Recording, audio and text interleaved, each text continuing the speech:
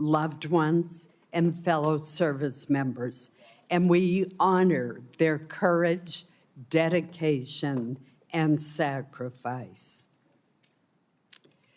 We also grieve today, in the first meeting of the appropriations since his passing, the absence of our friend, our dear friend and colleague, Senator Lindsey Graham.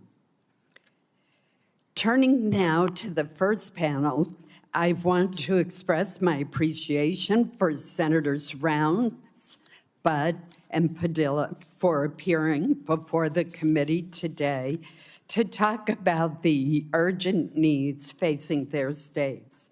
I also welcome Secretary Hegseth, Secretary Rollins, and General Caine, and thank them for joining us to discuss the President's supplemental funding request. Our country has many urgent funding needs.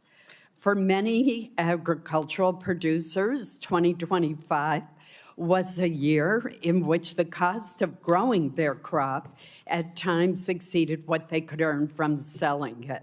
Severe weather compounded these losses. This was certainly the case for many growers in the state of Maine.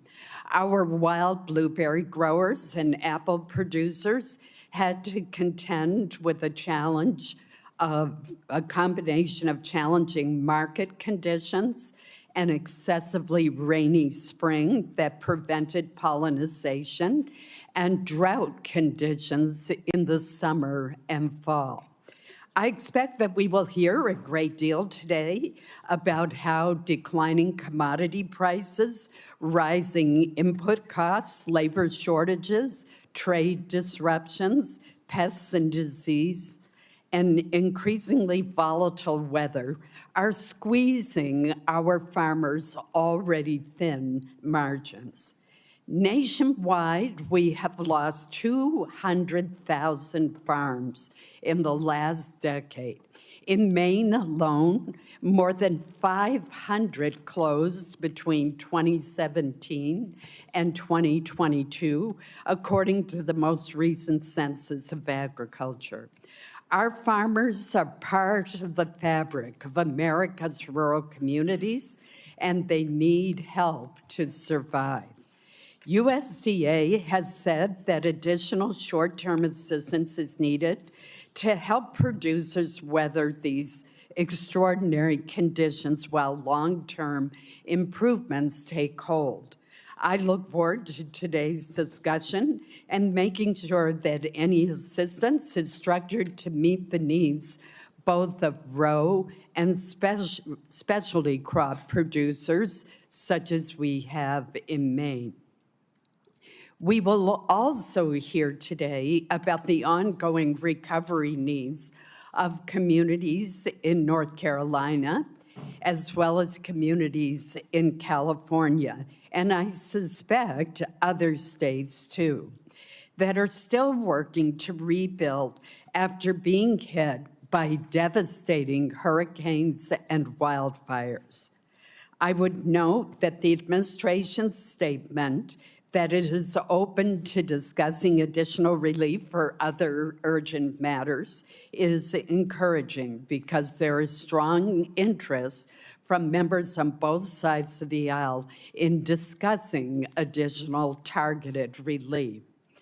Turning now to the defense request, I look forward to hearing from our Department of Defense witnesses and their discussion on why the supplemental funding is critical to supporting our service members and protecting America's national security.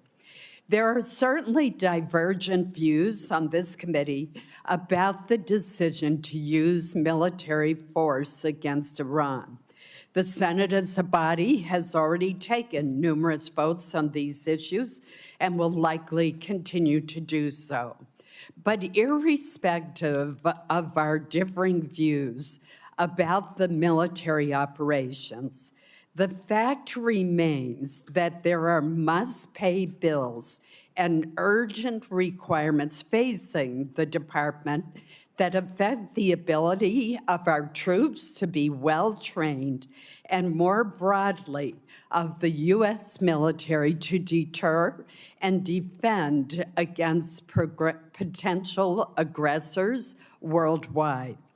I would note that some of the requirements, such as the shortfalls in munitions, have been well known to this committee for some time, and prior to the conflict with Iran, there has been bipartisan support to address these shortfalls. While these munition shortfalls have been years in the making, they are growing increasingly urgent. We should not undermine the readiness of our service members for any engagement or refuse to rebuild critical capabilities. Our men and women in uniform do not decide where they are sent or the missions to which they are assigned. Congress has a responsibility to ensure that they have the tools, the training, and the support that they need to accomplish their missions. On the topic of our service members, I would be remiss if I did not note that since January of last year, the department has removed a number of senior generals and admirals from their positions, blocked or altered promotion lists across multiple services, and intervened in several senior assignments. A recent New York Times story reported that about 40 senior officers were removed from promotion lists, and more than 24 generals and admirals were fired or sidelined, including Admiral Lisa Franchetti, the first woman to lead the Navy. The Times further reports that more than half of those fired or removed have been female or Black, and that for the first time in more than a decade, no active duty female naval officers are likely to be promoted to admiral. I find this deeply troubling. These are men and women who volunteered to serve our country and swore an oath to support and defend our Constitution. Over the course of their careers, they have earned the support and the trust of their commanders and subordinates, led our men and women in uniform, and were selected through rigorous command and promotion boards. They have served under presidents and defense secretaries from both parties. Reports that women and people of color are disproportionately fired or sidelined create the impression that their service is not valued. This is likely to discourage well-qualified women and individuals of color from joining our armed forces, thus depriving us of their talent, dedication, and patriotism. The United States military is one of the greatest meritocracies in the free world. We need to make sure that it stays that way. I now recognize Vice President Murray for her opening statement. Thank you very much, Chair Collins, and thank you to all of our witnesses who are here today. I first, too, do want to acknowledge the loss of one of our colleagues on this dais. Like so many, I was very shocked and saddened to learn of Senator Graham's passing. We disagreed on many issues, but there was no denying the energy that Lindsay brought to this job. And whenever we could, we found common ground and managed to get something done. So I just wanted to express that my heart goes out to his family, friends, and loved ones today. Now, I want to start with a few facts. 143 days ago, President Trump started a war of his own choosing with Iran. He did not consult Congress. He did not get authorization from Congress. He did not build a coalition of allies. He did not make a case to the American people, nor did he ever win their support. 2/3 of Americans opposed the war, and the president's decision had catastrophic costs. 17 American service members have now died, and that includes 3 who tragically lost their lives over the last few days, and another is still missing. Several hundred more have been injured, including nearly 100 who've been hurt just in the last few weeks. We owe all of them and their families a debt of gratitude that we can never repay.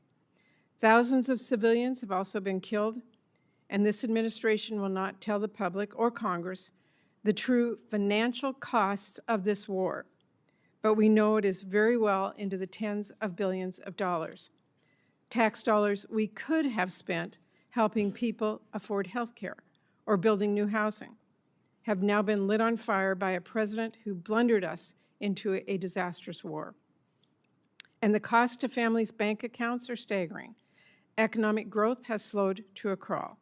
Inflation has shot up about 50% since this war began. On average, gas costs just under $3 on February 28th. Today it is over $4 and ticking back up with the strait closed again. Americans have now paid more than $70 billion more on gas since this war began. That is over $550 more per household. Fertilizer costs skyrocketed in the middle of spring planting, crushing farmers operating on extremely thin margins and costing families more on just about everything they buy at the grocery store. The costs of this war have been astronomical. And what has it been for? What has actually been achieved? We hear a different rationale for this war every few days. It was about preempting imminent threats, which we now know did not exist. It was about regime change, then liberating the Iranian people. It was about destroying Iran's nuclear program and its Navy.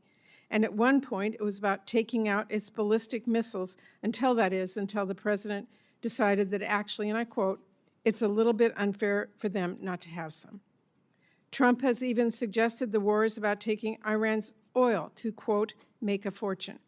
And now the United States' primary strategic objective seems to be to actually just reopen the Strait of Hormuz, which of course was fully open, toll-free, before this war began. President Trump has, by any objective measure, failed to achieve his goals. Our country is no safer or better off than before the war. In fact, we are considerably less safe. Our stockpiles have been depleted, and it will take years of production to fully replenish them, no matter how much money is thrown at this problem. Our global force posture is much weaker, and as assets have been moved now to the Middle East.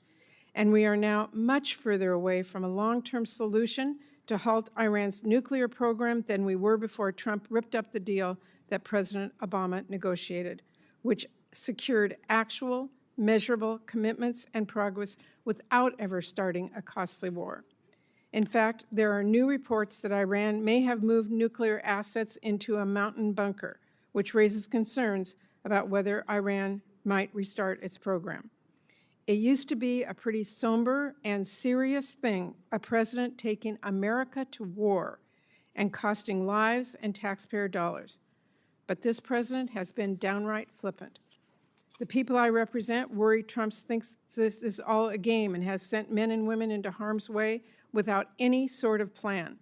And now that he's driven that car into the ditch, he wants taxpayers to bail him out. As the daughter of a World War II veteran and a Purple Heart recipient, the way this White House has blissfully operated with no plan for success is disrespectful to our men and women in uniform. These are patriots. They are highly trained and have sacrificed tremendously to keep us safe. They shouldn't be forced to put a show on for the president's birthday parade or do the job of Border Patrol agents or risk their lives in a disastrous war that the president clearly failed to think through. And as a U.S. Senator, this administration's refusal to explain what it is doing or how this war is protecting Americans, its refusal to seek authorization from Congress, and its expectation that Americans will now just pay for it all without any explanation or transparency is disrespectful, and it's insulting to the people back home that all of us represent. So here we are, 5 months later. The strait is closed. The ceasefire hasn't just disintegrated. This war is now spiraling out of control again. The president is threatening escalation and war crimes and suggesting this could be another forever war. He has told us over 40 times now that a deal is near and the war will be over soon. But now he is asking for $70 billion more, and for us to just trust him, it'll work out fine. Look, I've been very clear. My Democratic colleagues and I will do absolutely everything to ensure that we do take care of our service members and keep this country safe. Chairman Caine, I hope you know that every Democrat on this committee deeply respects the sacrifices that you and our service members and their families are making. Everyone who signed up to serve our country deserves to be more than an afterthought in a war that the president decided to launch despite all the blinking red warnings. But my colleagues and I cannot and will not support rubber stamping a request to bankroll this war and whatever other misadventures Trump wants to get us into next.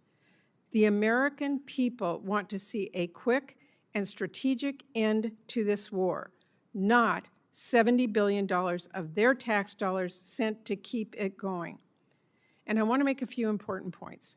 First, the president's request is not even primarily a request to cover the costs of the Iran war. This request is chock full of asks to fund unrelated DoD priorities, which should be considered through our annual appropriations process, not in an emergency supplemental. And that includes almost $1 billion for Southcom, nearly $1 billion to keep deploying the National Guard here in D.C., and more than $1 billion for the southern border. Secondly, President Trump is making this request as the Pentagon has a record-breaking $1 trillion total budget for FY26, including over $75 billion it has in unspent money from Republicans' big ugly bill. Understand you may have mismanaged your budget, Secretary Hegseth, but you have to do your due diligence to fix the cash flow problems you've caused before asking taxpayers for more. Third, the president is now asking for all of us to approve tens of billions of dollars in new funding for the war, while his administration still has yet to share actual cost estimates, essential information to justify this request, and a plan for where on earth this conflict goes next. This administration is either hiding the truth from Congress and the American people, or if you take at face value what they've said in the few briefings that we've had, they have no idea what is going on and no plan to right the ship, neither of which is acceptable.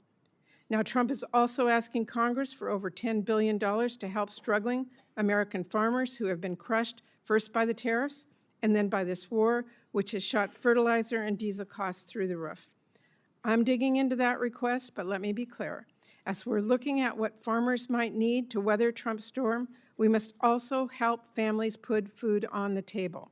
And to do that, we should delay and ultimately reverse Republicans' deep cuts to SNAP, which have already kicked at least 1 million kids off of food assistance. Finally, Trump has also requested, and I had to read this one twice to believe, $1.3 billion in new funding for the State Department for Global Health and Humanitarian Needs. At the very same time, his administration is withholding more than twice that amount in funding that has already been signed into law and is available for the same purpose. He's also asking for authorities to make U.S. taxpayer dollars subsidize the Venezuelan oil industry and to finance the establishment of private investment funds like the one he just handed over to one of his ballroom donors. Unfortunately, Secretary Rubio is not here with us today to explain those requests, to talk about how this war forced one of the largest evacuations of our diplomatic posts ever, or to explain whether, as a national security advisor, he still thinks this war is, quote, the right decision, and whether he still, quote, believes in it strongly. So this is really a request to make taxpayers pay for the president's reckless decisions, from the Iran war to his trade wars to his global health cuts, all while doing nothing to help our families back home who are suffering because of those decisions. And that is what we should be focused on, helping people. Because as Senator Padilla and others on both sides of the aisle will tell us shortly, there are urgent domestic needs that we should be addressing instead of sending more money for Trump to drop bombs overseas. Priorities like disaster relief for our communities that have been ravaged by the unthinkable, or taking action to lower families' costs. You know what's a crisis right now? The fact that there are families I hear from back home who are working full-time and still being forced to decide whether to skip meals so they finally can buy their kids a pair of shoes. You know what's a crisis? The fact that hospitals are shutting down and kids are going hungry because of Republicans' cuts. Instead of bankrolling the president's war or sending ICE $70 billion, my colleagues on the other side of the aisle could work with us to quadruple our investments to cure cancer or help families afford childcare or help them afford to cool their homes. Those are policy choices. And Republican leadership has chosen to focus on funding war and ICE endlessly without a single cent for our American families. So let me close with this. This president says we can't afford health care. We can't afford child care. We can't afford housing. But somehow we can always afford another war. No price tag on that. Families in Washington State are skipping doctor's visits so they can afford groceries. Trump wants Congress to cut him a blank check for a war that no one supports. The American people entrust us to spend their taxpayer dollars strategically and thoughtfully. This is a huge responsibility, so let me be clear. I'm ready to work with my colleagues in a bipartisan way, as always, to address the needs of our nation and the American people. But I hope we can have real conversations about why there seems to always be money for Trump's wars, but never money for the families back home who are desperate for a little relief. So I look forward to today's discussion. Thank you. I will now introduce our first panel of witnesses. Today, we're going to be hearing first from our colleagues, Senator Mike Rounds of South Dakota, Senator Ted Budd of North Carolina, and Senator Alex Padilla of California. I welcome all of you, and Senator Rounds will begin with you first. Chair Collins, Vice Chair Murray, and members of the committee, thank you for the opportunity to highlight why food security and national security go hand in hand. I'd also like to thank the Trump administration for recognizing that input pressures have made it more difficult for American farmers to support their own operations. In South Dakota, farming and ranching is more than a job. It's a way of life built on hard work, stewardship, and the hope of leaving the land better for the next generation. Feeding and fueling the world has never been easy. Producers continue showing up year after year, despite drought, floods, disease, pests, volatile markets, and other challenges beyond their control. This supplemental funding request comes at a critical time. Farmers and ranchers are facing production costs that exceed market returns. Higher fertilizer, diesel fuel, seed, equipment, and crop protection costs, coupled with retaliatory trade practices and continued market uncertainty, have put enormous financial pressure on producers. Specifically, the projected loss per acre across the country in 2026 for corn is $131. For cotton, $342. For wheat, $114. And for soybeans, $80. While we work to strengthen America's ability to produce more of what we need here at home and reduce reliance on foreign supply chains, Congress should provide stability so producers can remain in business and continue producing the best food and fuel in the world. Today's threats extend well beyond weather and markets. Foreign adversaries, cyber threats, industry consolidation, arbitrary standards, and unfair trade practices impact farmers' ability to produce food, fiber, and fuel.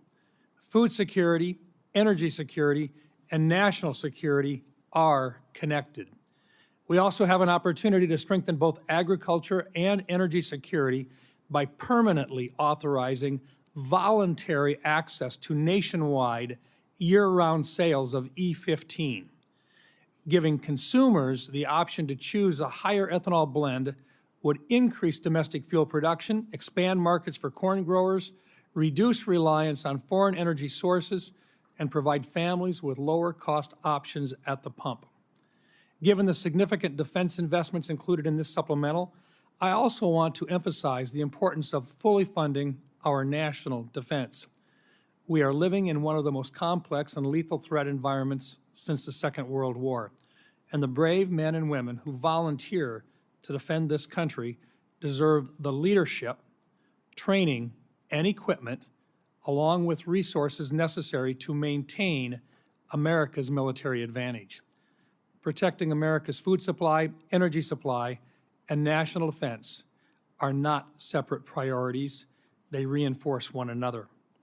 This supplemental provides needed assistance to help farm and ranch families endure today's economic challenges, while Congress and the administration continue advancing long-term policies that strengthen American agriculture.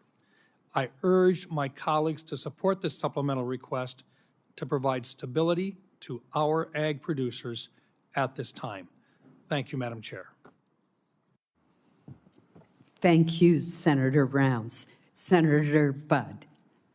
Chair Collins, Vice Chair Murray, members of the committee, thank you for the opportunity to testify this afternoon to provide a voice for the people in Western North Carolina. More than 21 months ago, Hurricane Helene unleashed an unprecedented amount of rainfall on the Blue Ridge Mountains, causing severe flooding and devastating landslides. The storm left behind tens of billions in damage. In December 2024, Congress responded by approving a disaster supplemental that provided billions of dollars to Western North Carolina recovery. Additionally, North Carolina's state government stepped up by committing roughly $2.4 billion in state appropriations and redirecting more than $2 billion from state agencies for reconstruction. But the Blue Ridge Mountains' challenging terrain has made it uniquely difficult for federal programs to operate, resulting in delays and inefficiencies. And there's still work to be done. Too many projects in Western North Carolina have stalled due to insufficient funding or because of financial shortfalls from expensive debris removal and rebuilding efforts. I greatly appreciate that President Trump and Secretary Mullen have empowered FEMA to more rapidly reimburse the state and local governments for public assistance projects. However, FEMA is only one part of the equation. The Environmental Protection Agency, Department of Housing and Urban Development, and other federal agencies play a key role in disaster recovery. And much of the existing disaster funding for those agencies has already largely been allocated.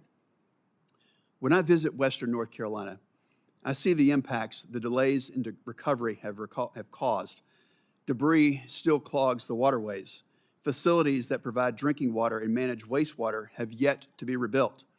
Most concerning, some homeowners are paying mortgages on properties that are still unlivable or yet to be rebuilt. Towns have been forced to embrace expensive short-term stopgap solutions just to carry out their most basic functions for their residents. In the small town of Beech Mountain, there is no long-term water supply. The dam and water treatment plant were heavily damaged, forcing the town out of compliance with state safety standards. And as a result, the state could be finding Beech Mountain $25,000 per day. Most repairs are needed so that the water treatment plant can function long-term. If funded, this process will take at least a year and require significant diversion of utilities and/or daily water trucks just so hundreds of residents will have to have clean drinking water during construction. 3 years is too long to wait after a disaster, and we can't delay any longer. Tourism, the lifeblood of much of Western North Carolina, has begun to rebound, but there's still far too many areas that are unable to accommodate the travelers they once welcomed. But I want to highlight a few examples of success stories to show how ample funding for the last disaster supplemental, paired with exceptional planning and project execution, made an immediate impact on our mountain communities. Last July, Portions of the Blue Ridge Parkway reopened after 57 landslides struck 200 miles of the parkway. This Memorial Day weekend, Lake Lure reopened to the public after an incredible debris removal and refilling project. And I want to be clear that I fully support President Trump's request to replenish our munitions stockpile and strengthen our military. And I'm also appreciative of his efforts to provide economic assistance to farmers impacted by disasters and unfair trade practices. However, to address the long-term recovery needs of Western North Carolina, more federal funds are needed. Every time I'm in Western North Carolina, people ask me to make sure that they're not forgotten. This is Congress's chance to remind them that we're serious about helping them get back on their feet. I'm deeply grateful to the members of the committee for holding this hearing, and I look forward to continuing to work with you throughout this whole process. Thank you. Thank you, Senator Budd. Senator Padilla. Thank you, Madam Chair, Vice Chair Murray, members of the committee. Appreciate the opportunity to testify on behalf of the people of California, and especially the survivors of last year's devastating fires in Los Angeles County. And I want to acknowledge that some of them are here in the audience today advocating for relief, and I'm proud to work alongside them. As many of you recall, 18 months ago, 60,000 acres across Southern California burned. That's roughly 3.5 times the size of Manhattan. Over 16,000 homes, businesses, schools, and other structures were destroyed. And most devastatingly, 31 Californians lost their lives. To respond, more than 7,500 firefighters worked literally around the clock for more than 3 weeks to extinguish the fires. And those firefighters weren't just from California. Many came from our neighboring states of Oregon, Washington, Arizona, some as far away as Utah, Texas, and Montana. Colleagues, because as Americans, that's what we do. We help each other. We don't condition our response based on who a community voted for in the last election. When Americans need help, we help. Now, walking around the Palisades and the Altadena communities during the fires and after the fires, you couldn't help but be moved by the scale of the devastation, the images of nothing standing but a chimney amongst a pile of ash. Cars literally melted into the streets or the driveways where they had been parked. In the wake of disasters like this, Congress has historically come together on a bipartisan basis to provide aid and long-term recovery funding to help communities recover and rebuild, regardless of whether the disaster was in a state represented by Republicans or Democrats. But instead of following that historical practice, this administration has left California waiting for more than 1.5 years, while asking Congress to fund hundreds of billions of dollars for other purposes. I want to be crystal clear. No disaster-impacted community, regardless of where it is located, should ever be held hostage or treated as a bargaining chip for other political priorities. Californians in Altadena and the Palisades have now waited more than 18 months. Yet long-term recovery funding is still absent from even the administration's request. Instead, it asks taxpayers to spend hundreds of billions of dollars more on a war that Congress has never authorized, a war that's raising gas prices, worsening supply chains, making our country less safe, and for which 17 service members have already paid the ultimate sacrifice, with many more seriously injured. Now, we know this committee can address disaster relief without tying it to a laundry list of unrelated priorities, because it's done so many times before, including as recently as December 2024, when the committee on a bipartisan basis passed more than $100 billion of relief. There's no reason we can't do it again. Colleagues, we must reject the premise that it is okay to keep survivors waiting for help because the president, any president, decides they need something else from Congress to get it. To that end, I do want to thank my colleagues, Senators Tillis, Schiff, and Curtis, for joining me in sending a bipartisan letter to the committee just yesterday supporting long-term disaster recovery funding. Madam Chair, I'd like to enter this letter into the record at this time. Thank you, Senator Padilla. I'm not What- done. Just want I'm to sorry, enter the no. letter to the record. Without objection, Thank you. it will be. And I'll be wrapping up soon here. I also want to reiterate what I said earlier. We know the next disaster is coming. Anyone who stepped outside of Washington this last weekend or across at least a dozen states saw and breathed the very impact of wildfires. And it may be Canada now, but it's going to be one of our states next. As of last week, the federal government has already spent over $3.3 billion in wildfire suppression this fiscal year, even though the peak of fire season is August and September. That's still ahead of us. That should concern the committee. We cannot allow wildfire suppression funding to run out before the end of the fiscal year. So in addition to the long-term disaster recovery funding, I urge the committee to examine the need for emergency suppression funds as well. And I would note that the Fire Fix, which has provided a steady resource for fighting wildfires, will expire in fiscal year 2027. Congress needs to extend and increase that funding to ensure firefighters have all the resources they need to respond to the ever-growing threat of wildfires. I'll close by reiterating what I said at the outset. Disasters do not distinguish between red states and blue states. And when it comes to disaster aid, neither should Congress. So thank you again for holding this hearing and allowing me to be a voice for my constituents and for disaster survivors across the country. I look forward to working with this committee to ensure that everyone has the resources and support that they need to recover and rebuild, regardless of which state they call home. Thank you very much. I appreciate the testimony of the entire panel as we consider the supplemental submitted by the administration. Your testimony is very helpful to us. Thank you. I will now ask that our second panel of witnesses come forward.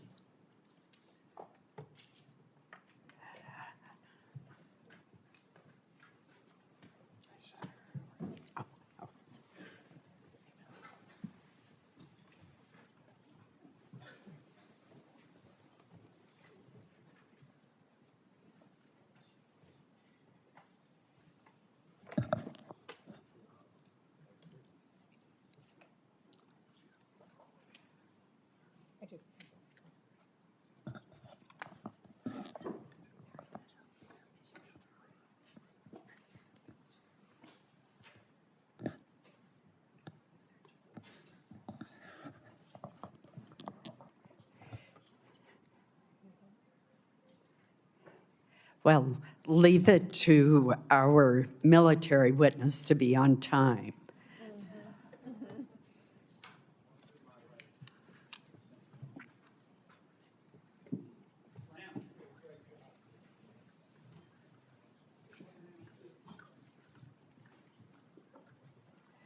While we are waiting for our second panel to be seated, let me introduce them. We are joined today by the Secretary of War, Pete Hegseth, the Secretary of Agriculture, Brooke Rollins, and the Chairman of the Joint Chiefs of Staff, General Dan Caine. These administration officials represent the largest components of the administration's request, and we welcome them to the committee today. Secretary Hegseth, we will begin with your testimony. Please proceed. Well, Chair Collins, Vice Chair Murray, members of the Senate Committee on Appropriations, thank you for the opportunity to testify on President Trump's supplemental funding request for the Department of War. As you know, we live in a dangerous world that requires bold and swift action. Hence, this supplemental request for fiscal year 2026. This request is an urgent, necessary injection of resources to address the immediate needs of our department. The supplemental funding request is not a substitute.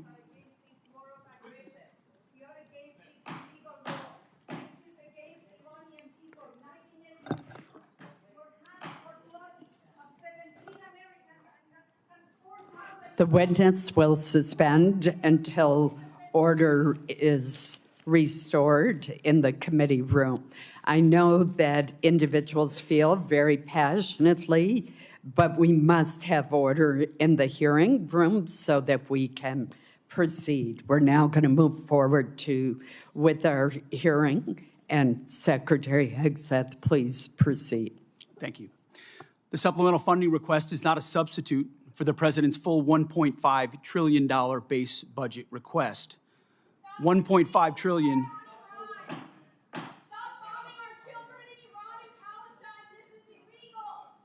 Mr. Secretary, please suspend until order is restored in the hearing room. We will begin the timing clock since you've been interrupted twice.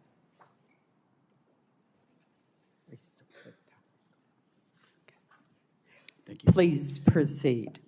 $1.5 trillion is what the President seeks and what we need to defend the country. The members of this committee understand better than most that long-term strategic dominance cannot be funded through one-off supplementals.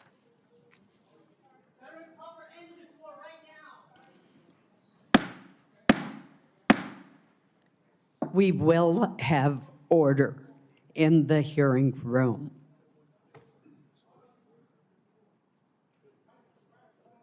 Mr. Secretary, please proceed. Collectively, the budget proposals submitted under President Trump follow a simple logic.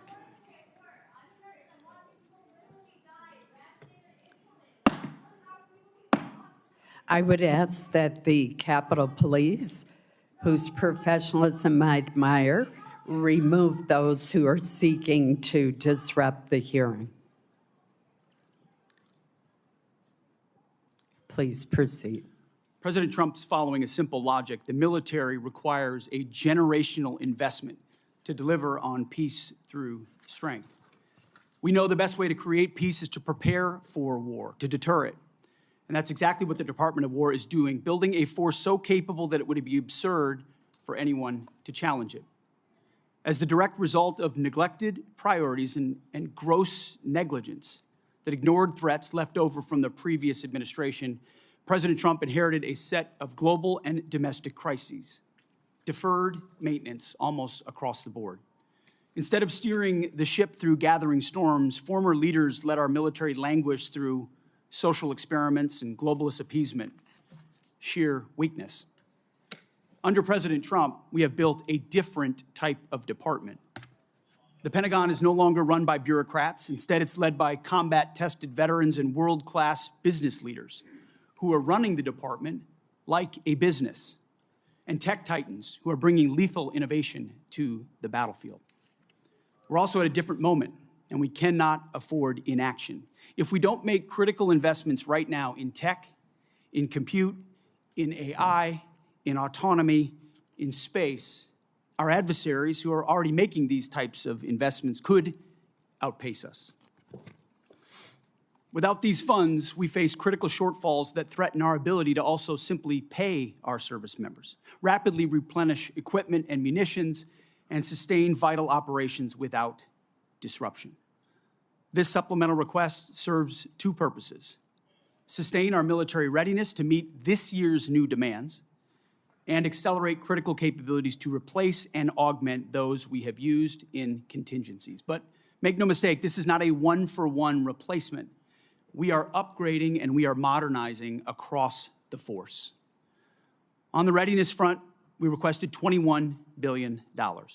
This will fund military pay, replace much of the equipment utilized during recent operations, sustain forward-deployed forces, and grow personnel and strength while stabilizing mission-critical fueled shortfalls and supporting the National Guard. On the capabilities side, we requested $46 billion. These funds will expand production lines and accelerate delivery of high-demand munitions. We're talking about solid rocket motors, JDAMs, hypersonics, and counter-drone capabilities. Additionally, we will use this investment to secure digital and space dominance, including resilient satellite networks. Department leadership recognizes that appropriating those funds is just the first step. Once funds are appropriated, or portioned, excuse me, to the department, we need to promptly execute on them. And that's why we're requesting targeted legislative authorities, like transfer authority, to prioritize our greatest needs and opportunities, multi-year procurement for weapon systems, revolutionizing the speed and scale of munitions procurement, and New START authorities. Rest assured that every dollar appropriated to the Department of War will be focused on building the lethality of our joint force and reinforcing peace through strength. As I have said before, not fully funding this department, the Department of War, and we know what that means, that means $1.5 trillion, given the world that we live in and the disaster of what the Biden administration budgets gave us. Not funding this department at $1.5 trillion, I believe, is the greatest threat that our nation faces. Either we invest in our warriors at this moment of step change on the battlefield and growing threats, or this is all just talk. I look forward to working with this committee to secure those funds so that our warfighters can continue to do their work every day to keep our great republic safe. Thank you very much. Thank you, Mr. Secretary. General Caine. Chair Collins, Vice Chair Murray, distinguished members of this committee, I'm honored today to appear before you with Secretary Hegseth and Secretary Rollins to testify on the Department of War's fiscal 2026 supplemental funding request. And I'll note I fondly remember my time at USDA earlier in my career where I had the chance to serve there. I'm also joined today by my senior enlisted advisor, SEAC Dave Isom. As always, I'm deeply grateful for this committee's continued partnership and support for our common defense. I'd like to begin by expressing my deep condolences and that of the Joint Chiefs of Staff and the SEAC for the fallen from this past weekend and their families. Today, we remember First Lieutenant Tyler Feehan, Sergeant Michael Swinton, and Private Isabel Gonzalez, and note that the names of our last fallen will be released when we can. I'm humbled daily by the profound commitment of the incredible 2.8 million Americans, just like these names that I've just mentioned, who make up our joint force and serve our nation every day. Also, on behalf of the Joint Force and the Joint Chiefs, I want to express my sincere and heartfelt condolences to the family of Senator Graham for their loss and all of you for the loss of your colleague. The Joint Force remains grateful for his 44 years of service, both in and out of uniform. There is no doubt he made a difference to the safety and security of our nation. On July 22nd, 1940, General George C. Marshall said, and I quote, "For almost 20 years, we had all of the time and almost none of the money. Today, we have all of the money and no time." His words resonate powerfully with me today as we find ourselves in a somewhat similar situation. I've come to you today to request the necessary funds while in the window of opportunity, while time is still on our side. The United States of America faces a global list of military challenges in the Middle East, in Europe, in the Pacific, both nuclear and non-nuclear challenges, and the continued threat of terrorism. We find ourselves living and leading in complex and dynamic times. Our adversaries are aligning in their interests, creating simultaneous challenges across multiple domains. They are sharing intelligence, combat capabilities, and technology that is accelerating the speed of war. It is an imperative that Americans understand that the character of war is changing. Advances in technology are fundamentally and irreversibly changing the way we fight, which necessitates capital to properly arm America's military. Rapid advancements in AI, autonomous systems, deliver critical technological advantages to our national defense and simultaneously introduce unprecedented strategic vulnerabilities and uncertainty across the world, to include right here at home. The low barrier to entry created by affordable, ubiquitous, unmanned systems means our adversaries rogue actors, state and non-state actors, and violent extremists have access to disruptive and potentially lethal technologies at scale. We've seen this in Ukraine, and we must adopt elements of this fight for our future fights. Conflict is never confined neatly to the land, sea, or air domains. The modern battlefield stretches from the seabed up to cislunar space and beyond, cyberspace, and in the information domain, all at the same time. Our nation must be prepared to fight and win across all of them, all the time, all at once. In addition, the light speed at which information travels now has compressed our leaders' decision space, taking what was once days or weeks in World War II down to milliseconds. Your joint force must be ready because the United States military is America's greatest insurance policy. And I acknowledge all of us find it difficult at times to pay for insurance before we need it. But we must have insurance before the storm comes. The Armed Forces of the United States of America serves as our nation's ultimate safeguard and our insurance policy to preserve, protect, and defend our national interests, security, and prosperity. To uphold this responsibility, we require predictable and consistent funding. This will allow us to partner effectively with our defense and national industrial bases, building on acquisition reforms that guarantee our warfighters receive capabilities at scale before they are required in conflict or combat. I'm struck by this season of American history we find ourselves in, and I continue to ask myself, if not now, then when? And if not us in this room and the rest of the Congress and the nation, then who? I acknowledge the environment we all serve in, but always remember that we are all Americans with deep and abiding love of our nation and our military service members and their families. I've come today to ask for your help and your support. America's armed forces need $1.5 trillion to meet the military challenges of the future. This supplemental is a part of that, and to be allowed to use this capital to pay for military personnel, operations and maintenance expenses, and accelerate investments on critical technologies, as the Secretary just mentioned. It is critical that we stay ahead of our adversaries, and we must have the funds before we're out of time. In closing, I ask all of us to remember our deployed service members around the world right now, especially our Army teammates who remain deployed after losing their friends and teammates this past weekend. And I again ask all of us here in the Senate and across the American people to never forget our fallen and their families who continue to show us what courage, tenacity, grit, and commitment to the nation looks like. Thank you very much, and I look forward to your questions. Thank you, General. Secretary Rollins.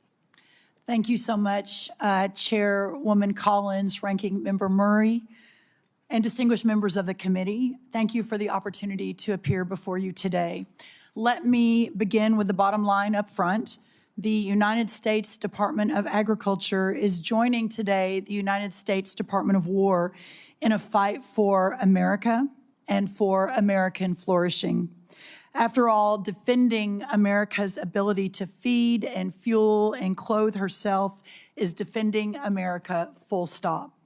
This can be easily forgotten. For centuries, we built farms and ranches and transportation that fed not only America, but the world too. For a long time, that prosperity made America strong and made America safe. But across the past 100 years, and especially across the last administration, we took that source of strength in war and peace, our farms and our ranches, and the communities that surrounded them, and we hollowed them out. We made them weak, and we put them on the precipice of decline and extinction. We sent our food production overseas. In fact, 2023 was for the first time a significant net importer of our food for America. And in so doing, we replaced American production with massive amounts of imports. We allowed and even encouraged the consolidation of agriculture, seed production, processing, fertilizer, and beyond into massive industries at scale. Today, nearly 85% of our meat packing capacity is controlled by just 4 companies, including 2 that are foreign-owned. Additionally, our largest pork company in America is owned by a China company, or China. 4 fertilizer companies now represent 78% of the production versus just a couple of decades ago, that was in the dozens. And 2 seed companies now produce more than 50% of the seed for America. These are national security implications. When President Trump returned to office, America's farm economy faced one of the most difficult economic environments in decades. Between 2020 and 2025, the cost of seed rose 19%, crop protection rose 30%, fertilizer rose over 50%, fuel and oils rose nearly 33%, electricity 36%, and repair and maintenance 27%. As these costs climbed, commodity prices plummeted. Farm income fell by more than $90 billion from 2023 to 2024, representing one of the largest single-year declines in history. At the same time, producers saw not one new trade deal across the world, resulting in an unprecedented $50 billion agricultural trade deficit. American farmers deserve better, and our national security now demands it.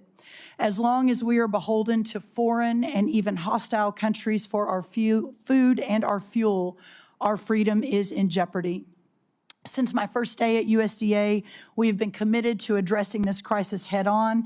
In addition to implementing the historic working families tax cuts, thanks to so many in this room who worked so hard, moving $40 billion in disaster and economic assistance to producers across the country, securing 19 new trade deals, and decreasing that $50 billion agricultural trade deficit in 1 year by 42%.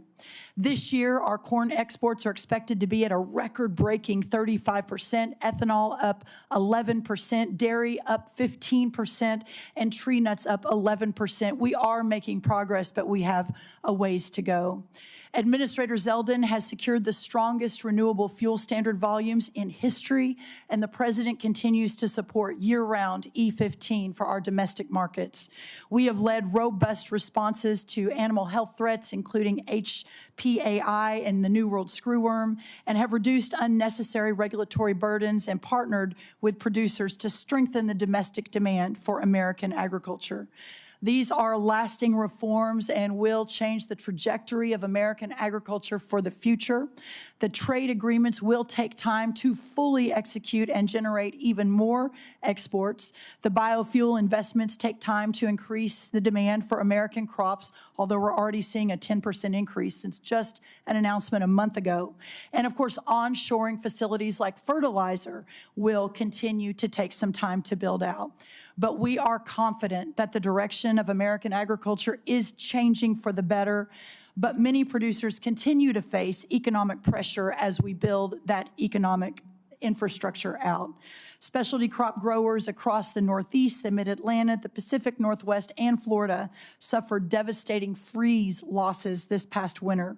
Producers across the plains continue recovering from catastrophic wildfire and events occurring while many operations are still working to catch up financially. That is why our proposal includes $10 billion in temporary economic assistance for 2026 row crop and specialty crop producers, and also includes $1.1 billion to help producers recover from catastrophic freeze losses suffered this past winter. Congress has taken similar action over many decades, and we're so grateful for that, but including most recently 2023 and 2024 with economic aid and disaster relief aid with the hurricane seasons. I want to be 100% clear as I close. For the sake of American national security, American existence, and the American future, we must, in the long run, end this system that has grown up like a weed and strangled the American farmland and food production. Farmers want to farm for their products, not for a government check. They want to be free from dependency and free to innovate.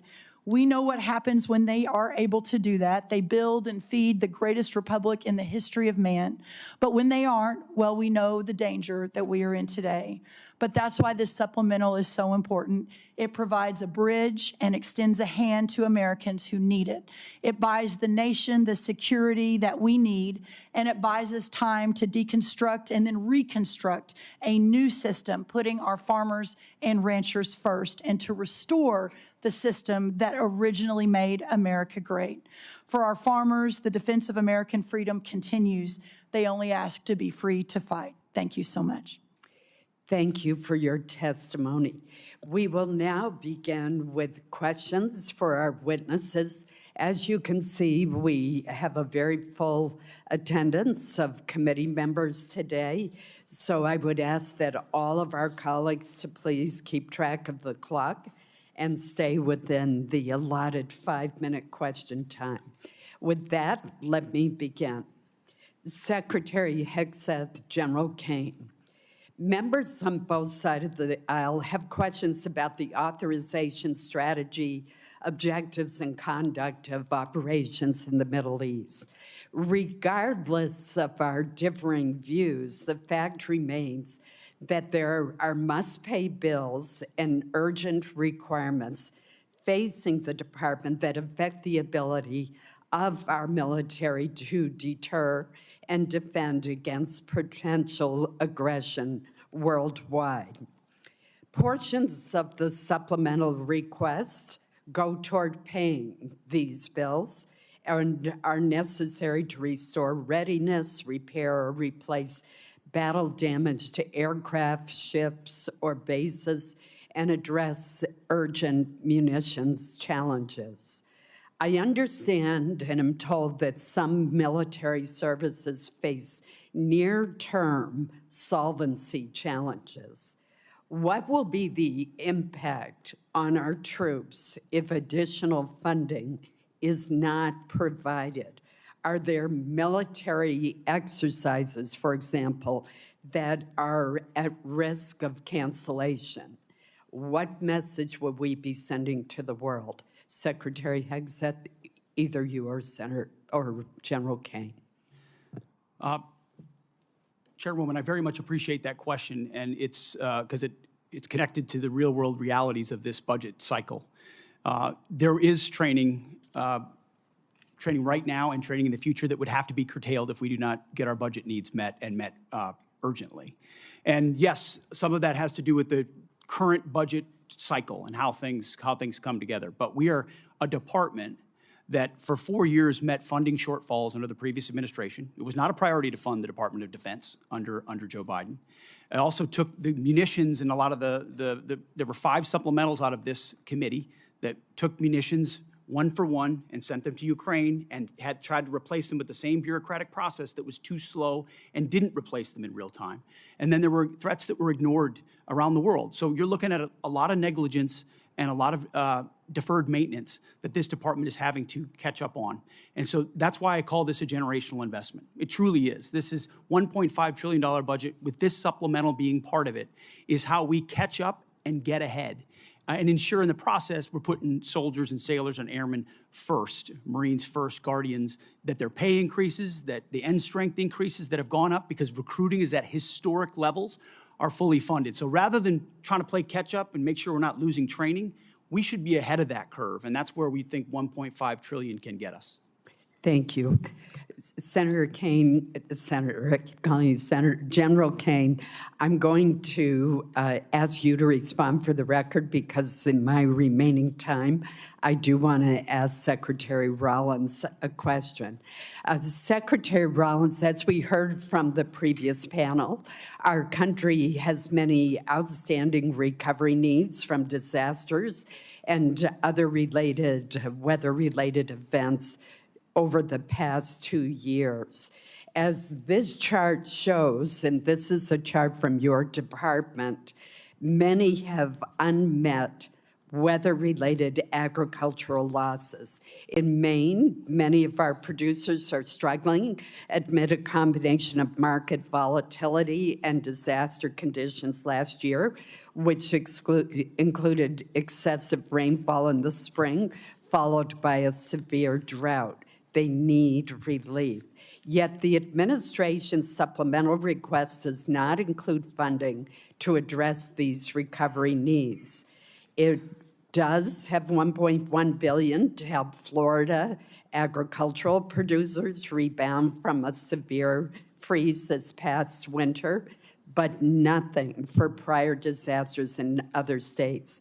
Can you explain USDA's thinking behind focusing your request just on the 2026 freeze rather than on the 2025 disaster declarations that you made? Yes, Senator, thank you for that question. Obviously, the discussions that went on over at OMB and with our teams continue, but what I will say is we are obviously 100% in support of any sort of disaster relief program for our farmers, whether it's hurricane, tornado, drought, freeze, et cetera. So look forward to working with you on that and specifically understanding the larger context here that there's a lot of farmers, a lot of producers who are really hurting, not just in Florida and not just from the freeze. So it's important that we work together to solve for that. Thank you. Senator Murray. Thank you, Chair Collins. Secretary Hegseth, your department received $150 billion last year in the Republicans' Big Beautiful Bill. It also received a record $839 billion for fiscal year 2026, more money than you asked for last year. Combined, that is a $1 trillion budget for the year, and as I already mentioned, your department has yet to spend half of the reconciliation funds. And despite that, you are here today asking for tens of billions of dollars more for things that you've already asked for in your FY27 request or that have nothing to do with Iran. This administration has tried to sell this as an emergency request, but it may be better understood as an attempt to skirt the normal appropriations process. Here are just a few of the things requested in this Iran supplemental. $800 million for the National Guard to patrol D.C. even longer. Over $1 billion for the Army to patrol the southern border, which is DHS's job. $900 million to support the administration's illegal boat strikes in the Caribbean. Over $18 billion for munitions, which you've already requested in your FY27 budget request. And $1.7 billion to pay for your decision to recruit more people than the services need, which was not contemplated by the FY26 funding bill Congress recently passed. Now, you've already submitted a reprogramming request on this that our subcommittee is considering now, which really underscores the point I made in my opening remarks that the problem is not a lack of money, but poor planning. So I'll be blunt. The truth is your request does not make a lot of sense. So let me ask you a simple question. Why exactly are billions of dollars more for the National Guard and this administration's illegal strikes in the Caribbean urgently needed for the Iran war? Well, Senator, I wouldn't, of course, agree with your characterization, but why this kind of spending is needed is because of the gross negligence and neglect of the Biden administration inside our department. Ran it like a bureaucracy, abandoned our strength posture around the world, so we're having to reestablish deterrence. You mentioned the end strength numbers, and I will acknowledge that we are ahead of schedule on end strength in recruiting. 8,000 in the Navy, 6,000 in the Army, 4,000 in the Air Force. Because under President Trump, there's been record and historic over 30-year recruiting records inside our department since he won the election because the American people didn't want to sign up for what Joe Biden was providing our military. Let me and they want to sign up for what President Trump is doing in his leadership. And so those are good problems to have that we need to fund and a reflection of momentum. And this budget will allow us to continue the kind of momentum that gets us ahead. My point is that a lot of this request does not feel like an emergency. And let me move on. Secretary Hegseth, like most Americans, I've had a lot of trouble following this administration's contradictory statements about the war. On April 8th, you said, and I quote, "Their missile program is functionally destroyed, launchers, production facilities, and existing stockpiles depleted and decimated and almost completely ineffective." Mr. Secretary, Iran has been firing at U.S. military bases in the region and its ships for the last week. How is it possible, if their capabilities were, quote, functionally destroyed 3 months earlier, as she claimed, for them to be doing this now? Well, Senator, Iran is at the weakest point militarily it has ever been in the past decade. Certainly, maybe in 47 years, as they've gathered effectively a terror army. And that terror army was built to try to create conventional capabilities to defend against a pursuit of nuclear weapons, which meant thousands of ballistic missiles, many of which we have destroyed, others of which they have put inside facilities and hidden in underground facilities, and that's what terror regimes would do. So I acknowledge they still have capabilities, no doubt, but the amount of damage that we've done to them over the course of these series of operations has put them in the worst place they've ever been. Okay, well, let me move on. On May 5th, you claimed that Iran doesn't control the strait, and you said that there was a, quote, powerful red, white, and blue dome over the strait. If that was true, how did Iran shrink ship traffic in the strait to a trickle again last week? We pushed almost, I believe, between 400 and 500 million barrels of oil under the nose of Iran over the course of Project Freedom, which went underground, which I acknowledged after we did so covertly because it was more effective to do so quietly than to do so publicly. So we've been in control of moving traffic through there for quite some time. Will they retain the ability to recklessly shoot at commercial shipping? And that's what happened. We had a ceasefire, and then they shot at commercial shipping well, you recklessly also as a state. said at that's that what changed same press conference, and I'm going to quote you, you urged Iran to, quote, let innocent ships pass freely. These international waters belong to all nations, not to Iran to tax, toll, or control. Last week, President Trump said the U.S. would charge a 20% toll to each ship to pass through the state. So based on your opposition to tolls, did you talk to the president out of that idea, or did someone else? Iran's not charging tolls, and they're shooting at ships right now. But Trump said that he wanted to charge a 20% toll. We have a blockade right now of all Iranian ships and Iranian ports, and it's effective. My time is out. Senator Murkowski. Thank you, Madam Chairman, and thank you all for being here. Challenging times, I think we all recognize that. Secretary Hegseth, I want to ask, just specific to Iran authorization, the administration has made the case that the action in Iran falls under the President's Article 2 authorities, and we can have disagreement. Reasonable people can disagree about the boundaries of the presidential war powers and have for a long period of time. But I look at the war powers resolution, and it's not ambiguous. It requires the president to terminate hostilities within 60 days absent congressional authorization. So hostilities began February 28th. May 1st, Congress was informed that hostilities had ended, but yet despite the fact that hostilities had ended, we were still seeing sailors being fired upon still activity. Then in June, MOU is signed to preserve the ceasefire while negotiations continue. That MOU has now collapsed, and we are seeing the resumed attacks in the Straits of Hormuz. On July 10, the administration sends Congress a new war powers notification, effectively restarting the 60-day clock again. So I'm concerned about this sequence because you have a situation where the claim essentially allows the president to extinguish the war powers clock just at the moment that it becomes legally inconvenient through declaration of temporary ceasefire. Then it's reset, avoiding the congressional authorization that the Constitution requires and the war powers intends. So we had an opportunity in previous appropriations hearing for me to ask if you felt the administration had all the authority that it needed. You indicated at that time that no, additional authority was not needed. Is the administration still taking that position about needing no authorization from Congress at this time? Senator, I know there's a long-standing legal debate on this particular topic, but we certainly as a department share the position of the White House that we have all the authorities necessary at this moment. So let me just kind of do a follow-on. In the Clinton administration, this is 1999, there was an operation that was launched, Operation Allied Force, NATO airstrikes against Yugoslavia. There was not a prior congressional authorization that was sought. President Clinton notified Congress under the War Powers Resolution and then sent subsequent to that, sent Congress an emergency supplemental funding request. It was about $6 billion to cover the cost of Kosovo operations. Congress then passed a supplemental package that covered the president's request plus additional military funding.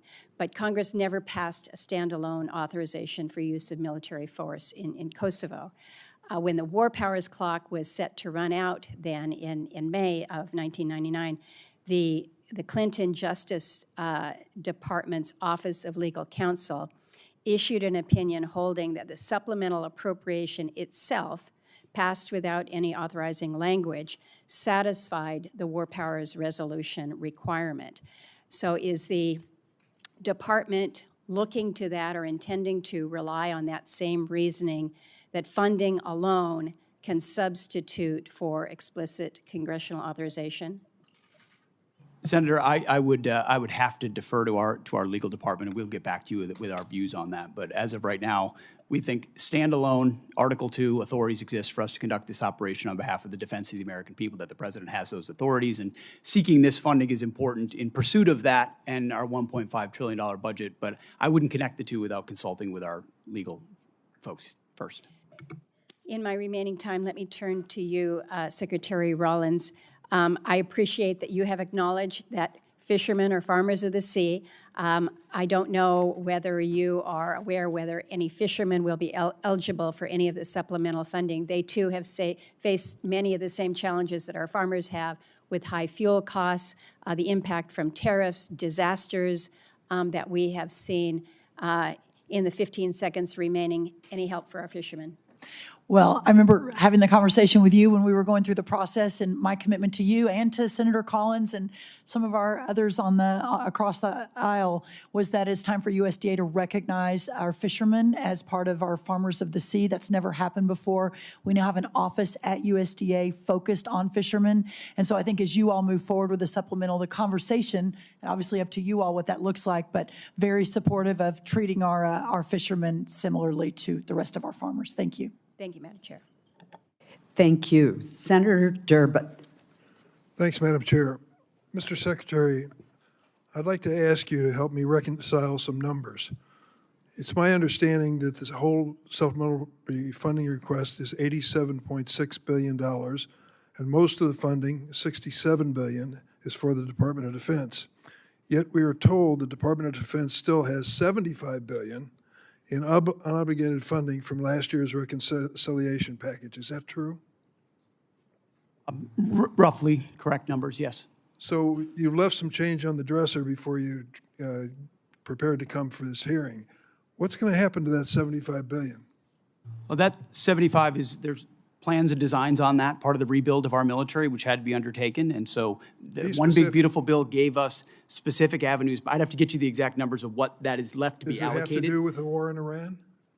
No, this is rebuilding our military from what was not funded in the past under the Biden administration. So this is from 2026, One Big Beautiful Bill, which helped move the president's priorities like Golden Dome for America, move away from all the woke priorities of what the Biden administration was pursuing, give us a chance to start cutting these deals on munitions, all the things that the president wanted us to focus on: shipbuilding, hypersonics. I mean, the Biden administration ignored hypersonics.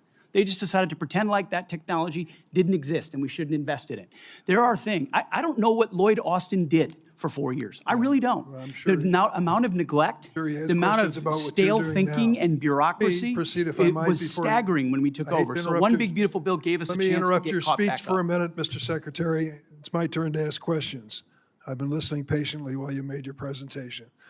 You estimated at one point that the cost of the war in Iran was $29 billion, but then added a caveat that there was a replacement of munitions, for example. Do you have a new estimate about what the war has cost us so far in the 5th month of the first year of this war in Iran? Senator, the estimate we have as of today is $37.5 billion. And is the current activity, which we've been told about, the exchange of fire back and forth in Iran, an indication that that number is going to go up in the months ahead? Some of that number captures additional O&M, mill pay, and other that would be anticipated through the fiscal year. So some of that anticipates what costs would be going out in the future as well. So the new number you've given me is what? $37.5 billion, And Senator. that represents the cost of the war through what period of time? Through now for certain aspects of it, but also mill pay, O&M, other anticipated costs through September 30th, Senator. General Caine, let me ask you a question. I joined a group of senators, some are here, Senator Rounds, Senator Coons, Senator Shaheen, and met with President Zelensky in Turkey during the NATO summit. He was very explicit in terms of what he needed to win. He feels the momentum in Ukraine is moving to his side, and that he is putting a foot forward instead of back. Is that your feeling? Sir, I think the pressure that Ukraine is putting on Russia is substantive at this point. Do you acknowledge his request that we help them with air defenses as a high priority? Sure, I know he's made the request. Whether or not that moves forward is always a debate at our civilian leadership, but I'm aware of that request. Are you aware of the fact that we appropriated and the president signed into law $400 billion of supplemental funding for Ukraine, including money for air defenses? I am, sir. Are you also aware the administration has informed us that that money will not be available in many aspects until the next president is in office? Sure, I'm not aware of that. My that's a understanding was that that capital had been allocated, but I'll have to defer to my civilian leadership. No, I'm sorry to tell you the pay plan tells us to be prepared to spend that money in fiscal year 29. The new president, whoever it may be, will make that decision. If you're talking about air defenses and the momentum on the side of Zelensky, what impact will it have if we cannot fund this for 3 years? Sure, I want to highlight that the incredible work that the Ukraine industrial base is doing as they scale their own capabilities. It ranges from their surface-to-air capabilities to their air-to-air capabilities. I'll note that recently we had the first air-to-air kill where a Ukrainian F-16 shot down a Russian fighter. So I think their ability to scale their layered defense has come along a long way over the past couple years with the help and assistance of many. General, thank you for your service to the country, and I'm sorry for our losses. I believe 17 servicemen have given their lives in Iran so far, and hundreds have been injured. We should acknowledge that fact. And let me also say, we're at a moment in history where we can win the war in Ukraine. That victory would be critically important for those people who have fought for more than 4 years against the odds and proven they can put Putin back on his heels. But instead of finding the money that they need now for air defenses, we're putting more money into this exchange with Iran, a war of choice which we never should have entered. Thank you, General. Senator Moran. Chairwoman Collins, thank you very much. Let me first begin with just a statement to you, Secretary Rollins. Thank you for your leadership. Thank you for your attention to disaster assistance. Hugely significant and important in many states represented here, but across the country. And it is as challenging circumstances as I've seen farmers in my time and representing them in the United States Congress. And I appreciate my colleague, Senator Rounds, for making that case today. I appreciate the efforts by Senator Bozeman, the chairman of the Ag Committee, and Senator Rounds and his Vice Chairman Shaheen for their efforts here on this committee for that effort. Secretary Hegseth, let me ask you about your recent visit to the 101st Airborne Division. You saw the MV-75 Cheyenne. You saw it firsthand and heard from soldiers, as I understand it, about the next generation capabilities, how they will transform the way we fight. The Cheyenne has broken through, and it appears to me, in the acquisition bureaucracy to deliver a capability for our warfighting much faster than it otherwise would have happened. As you look across acquisition, I mean, we're here talking about appropriations, but the ultimate success we'll have in defending our country is putting that money to work as quickly as possible. So as you look at acquisition, what would you tell me we learned from the Cheyenne? Is it a model how the department can, it intends to field the next generation of capacity going forward? What does the program need from this committee to meet both the schedule and the necessity of its capabilities? Senator, I appreciate the question. I think it's one of the untold stories of our department is how we've tried to revolutionize the speed and scale of new acquisitions and procurement. Some of it through munitions and ensuring that companies pay for building their own factories and their own assembly lines so that we're saving billions and billions as taxpayers while companies invest. And when you invest in something with your own money, you want to see it succeed ahead of schedule and on time. Also opening the aperture so it's not just the prime contractors that are competing, but new entrants who make high cost and low cost capabilities. I think in particular on the Cheyenne and the Black Hawk and the replacement, the gap that some have identified could exist based on the hesitation on speed and replacement exists because of an austerity mindset, again, that goes back to the Biden administration of divest to invest. And so you end up divesting in certain systems like the Black Hawk before the next one is online, creating gaps for actual operators. And what we're funding in this supplemental and across this budget is the ability to do both. Make sure the systems we rely on the battlefield right now are delivered, and that newer entrants that we're going to need for long-range fight to deliver to be more survivable in contested environments, which you're talking about. When I had a chance to see it, the soldiers were proud to be in it because they felt like it would give them greater advantage in the future. We need to accelerate the timelines of those and deliver them even more quickly. And when you allow new entrants with all the right incentives, those things happen, and it's happening in that program. Will that take place, I think you may have just said this, but will take place in this circumstance of the Cheyenne? I believe in this administration, because of the policies of this administration, it is likely to do so. Just like the B-21, just like the F-47, just like so many other of our exquisite munitions that otherwise would have taken years and years to even get into development. We're moving those things left by, in some cases, years, so that we get them in the hands of warfighters who would need them right now and not held up in bureaucracy in this town. Thank you, sir. Let me turn to you, General Caine. The Department is requesting a significant supplemental to address the ongoing operational demands. Our adversaries are watching how we resource this moment. Beijing, Moscow, Tehran are all increasingly coordinating their activities and intelligence. In your judgment, do you believe our adversaries view this moment as an opportunity to exploit U.S. commitments elsewhere? And how does this supplemental ensure our deterrence posture and our commitments to allies remain credible in every theater all at once? Well, sir, thanks for the question. In my job, it's to look across the globe and look at the range of trade-offs out there. We are the strongest military in the world. Our adversaries still fear America's ability to project power at the time and place of our choosing. There is no doubt that they are aligning, as I've said before.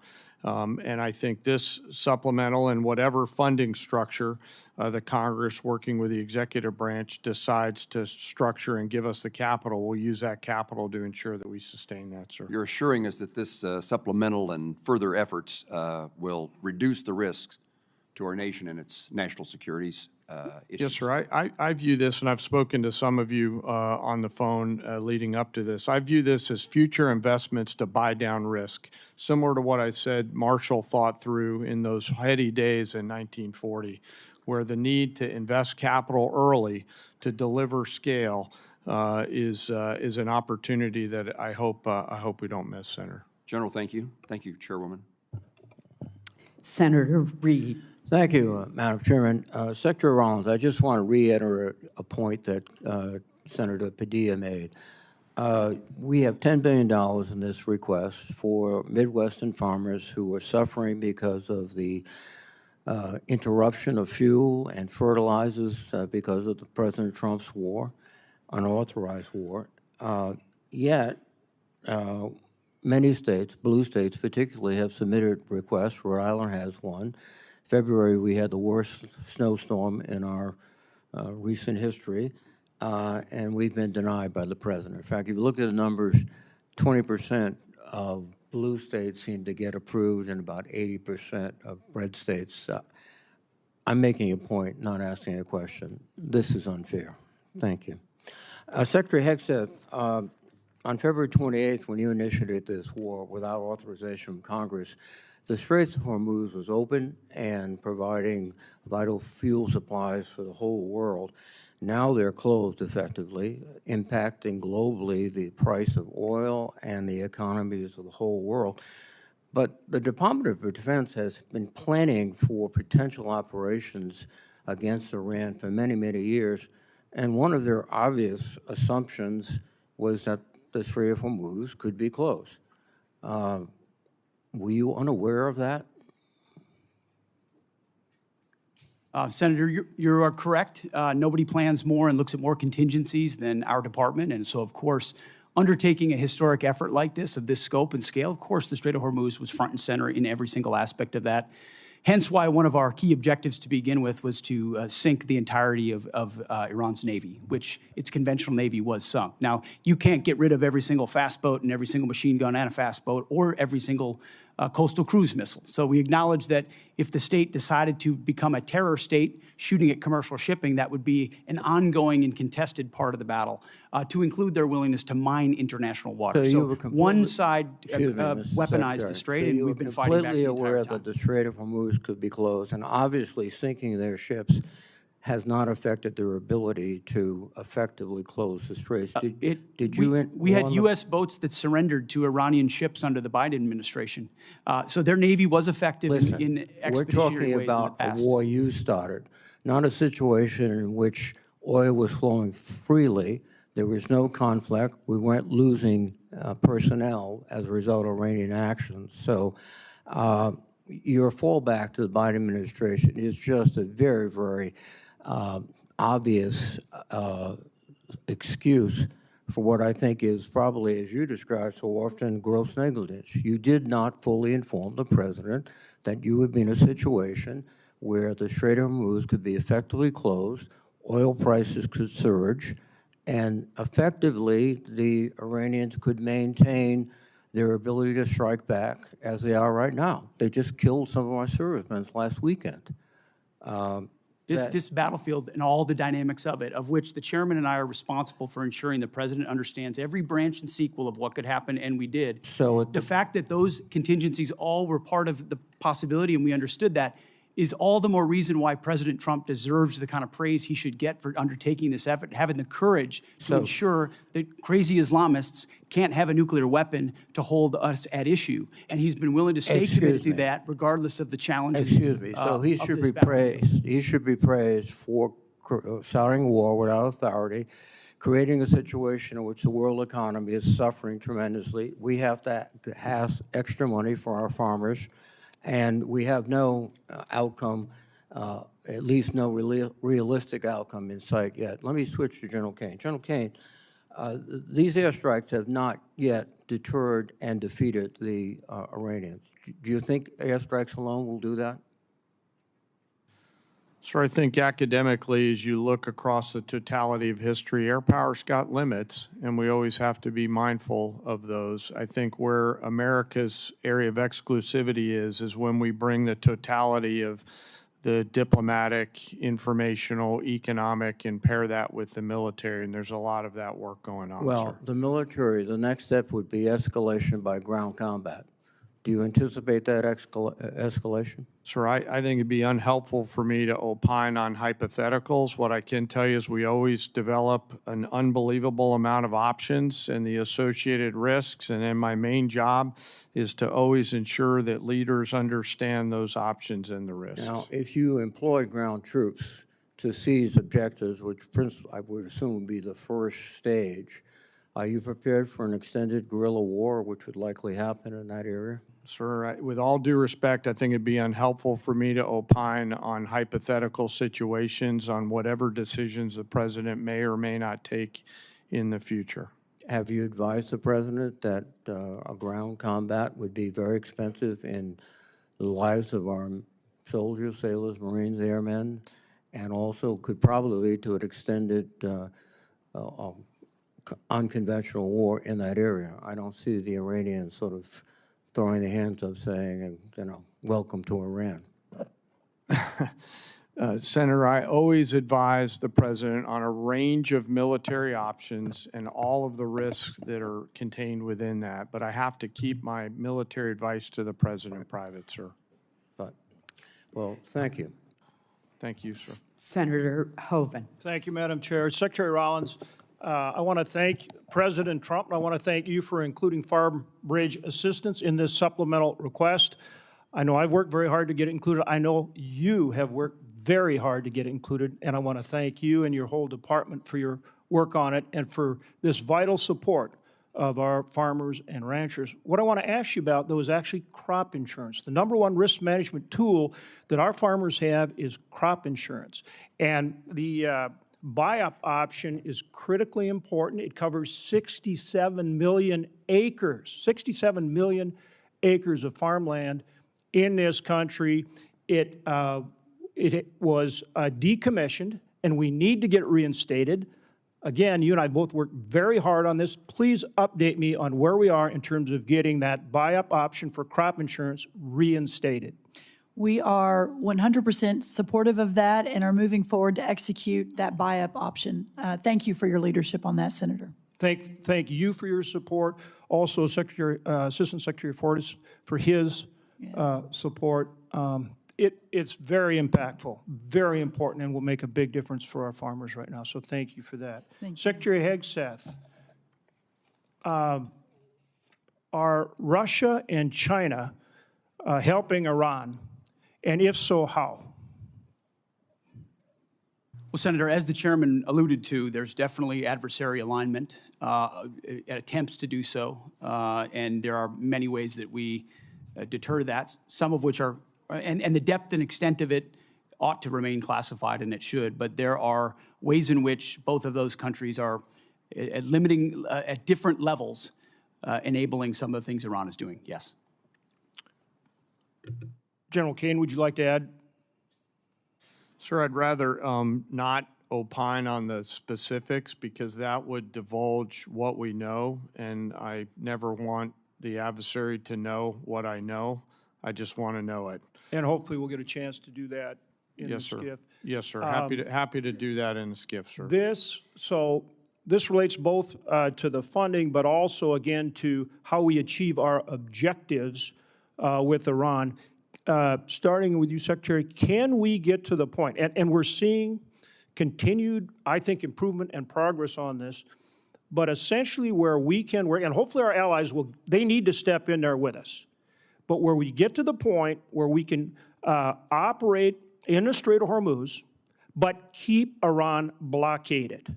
We're continuing to get better at that, but that's how we they'll never do anything that they say they're going to do. They've proven that over and over. We have to keep the pressure on. But if we can do that effectively, we keep the pressure on and achieve our objectives. Tell us where we are in getting that accomplished.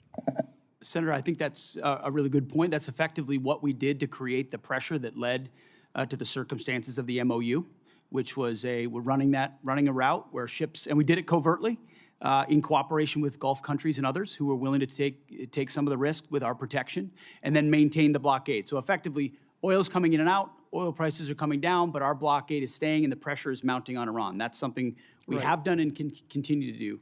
We moved into an MOU where Iran said we won't shoot at shipping, and then the IRGC turned around and decided to start shooting at commercial shipping again, at which point the president, I mean, as he should, cannot tolerate that, and so we respond, as he said 10 times, you shoot at ships, we're going to shoot at you overwhelmingly, which we have been doing now for, I believe it's a 10th consecutive evening. So consequences come with the willingness to shoot at commercial shipping. Our blockade has been reimposed and is effectively impenetrable. We got seized a ship inside the Arabian Gulf as well. So there's a lot of different angles to it, a lot of levers we can pull, and ultimately a lot of the strikes that Admiral Cooper and CENTCOM have been undertaking are taking Iran's ability to see and sense away in the Strait of Hormuz, which has tactical benefits for us. And that's what this funding is about. This funding is about making sure that we and our allies can operate in the Strait of Hormuz, which helps bring down energy prices for every single American consumer, and that we force Iran to meet our objectives. Isn't that what this package is all about? This is a peace through strength package. Right. That's what 1.5 trillion has always been about, a generational investment at as the chairman alluded to, a step change moment. We need to be able to do it at speed, at scale, with autonomy, with AI, with exquisite high cost and low cost to be ahead and stay ahead so that you're not just able to do what we need to do in the Strait of Hormuz, but deter adversaries like Russia and China from getting involved in future contingencies. And just General Caine, for any follow-up that you would like on that issue. Sir, I wouldn't have anything to add. Okay. Again, thank you, and thank you to all of our men and women in uniform. We appreciate them so much. Senator Shaheen. Thank you, Madam Chair. Secretary Hegseth, since you last testified before this committee, we finally received the spend plan for the $400 million FY26 appropriation for Ukraine security assistance. This funding was passed back in January, and now there are only 3 months left in this fiscal year. And while I appreciate that we now see what most of the funding is intended for, I just heard from the CEO of one of the manufacturers of the defense articles that are contained in the spend plan that they not only haven't received funding, but they haven't even seen a contract. So when are we going to see a contract for those defense articles that are contained in the spend plan for Iraq? I'm sorry, for Ukraine. For Ukraine. Senator, I'll have to get back to you on the specifics of the timeline of that. I'll talk to our policy shop as well as the EUCOM commander to determine where that's at. Well, you've told this committee that you've barely spent half of the $150 billion in reconciliation funding. And if you still have $75 billion available, why are you asking the American people to absorb the cost of a war they don't support, instead of asking for transfer authority for unspent reconciliation funding, especially if you can't even get $400 million in Ukraine funding out the door? As I mentioned earlier, Senator, that money from the One Big Beautiful Bill is otherwise allocated to the rebuilding of our military with priorities of the president like Golden Dome for America and hypersonics and other munitions investments that we made up front as we tried to adjust the Biden budget into an America First budget. And so reallocating that away from those priorities is robbing Peter to pay Paul. Those are allocated to rebuild. But my point is, and ultimately we're committed if you can't to spend this it year's on a agenda. timeline that makes sense, why do you need to come back and ask for more money? Wouldn't it be better to spend money that you already have? And one of the things I noted was, or at least I think that this supplemental doesn't include funding to repair damage to our bases or to our military infrastructure in the region. And I have not heard that we've gotten the full extent of any of those damage estimates. So should we expect another request to address that military construction costs? And at what point do you stop asking Americans to foot the bill for a war they don't support on top of an inflated budget request and billions in reconciliation funds that you still haven't spent?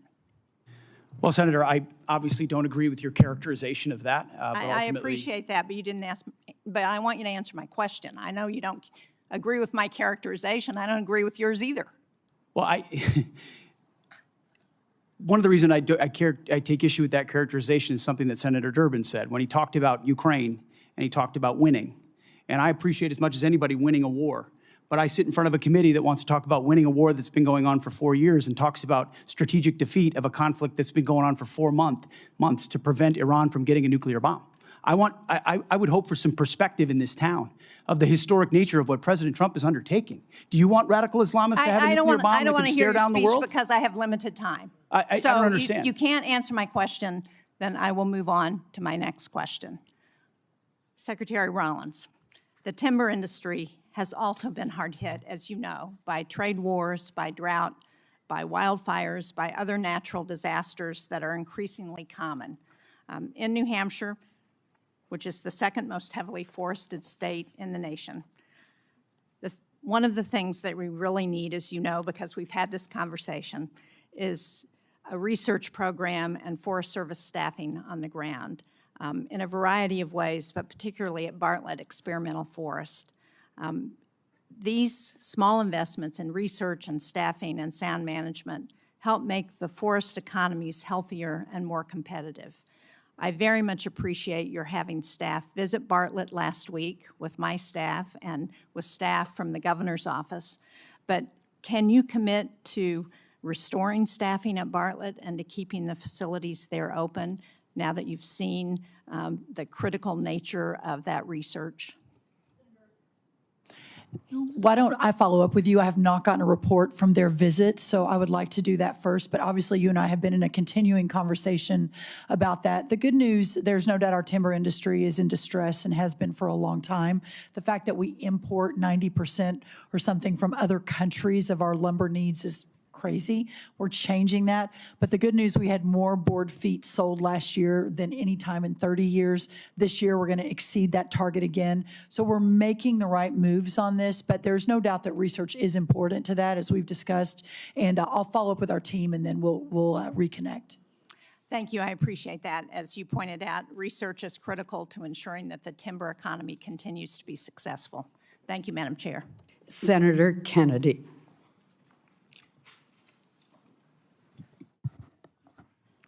Thank you, Madam Chair. Thank you all for being here today.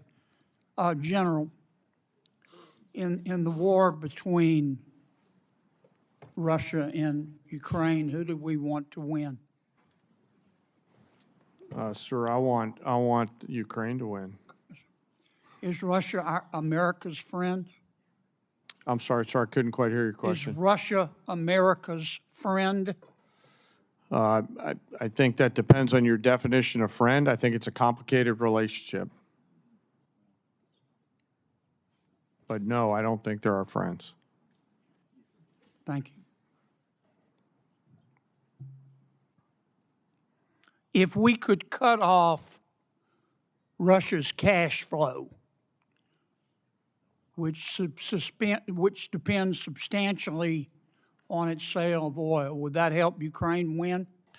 So I think militarily, anytime you can restrict resources and cash flows against an adversary, General, I that's a have good so thing. much respect for you. Yes, sir. But I have so little time. Yes, sir. I'll try to be Just briefer. Give me succinct answers. Yes, sir. It would assist a. Would help, wouldn't Yes, sir. Yes, sir. Okay. If we could stop people, entities, and countries from buying Russia's oil, that would help cut off its cash flow, wouldn't it? Yes, sir. We have a bill to do that, as I'm sure you're aware. We have the votes today to pass it overwhelmingly. I also have enormous respect and admiration for our majority leader, Senator Thune. But I hope everybody on this panel will today contact Senator Thune and ask him to bring that bill to the floor. We should vote on it at a minimum of next week. Some of my colleagues, General, want America to just stop in Iran. In the blockade, bring all of our warriors home. What would be the consequences of that, in your estimation? Sir, I think termination criteria is always a political decision. However, I assess that Iran will continue to be a challenge moving forward, so we have to be thoughtful Will about they that. put tolls on the strait? I don't know, sir. That's a decision that's a hypothetical and will depend on what happens It's not in the future. hypothetical. We got a blockade to stop them. We do, sir. That's General, putting I want you economic to look me in pressure the on eye. Iran. I'm not asking you for, I'm not trying to get you in trouble. I know your advice to the president is private, but this is serious as 4 heart attacks and a stroke. Now, what happens if we come home and end the blockade to the world? Sir, Iran has the potential to continue to be a threat, and we will need to prepare military Will they options to toll do the that. strait? Sir, that's a hypothetical question, and I don't know the answer to that. Oh, it's not hypothetical. We come home. It's not going to be hypothetical. You know that, General, and I do too. And I appreciate your discretion, but we're down to it. We need some hard answers and some straight talk. What'll happen, Pete? Senator, I would agree with the chairman, but the likely outcome is they would try to impose their will on the waterways in ways that the world would not like. Call it a toll, call it a fee, call it an exchange, call it control. They would do something that they would try to hold it at issue. Yes, sir. Would they try to commence development again of a nuclear warhead?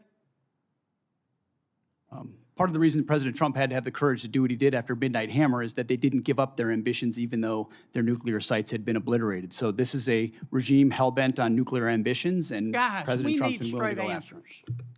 We need straight answers.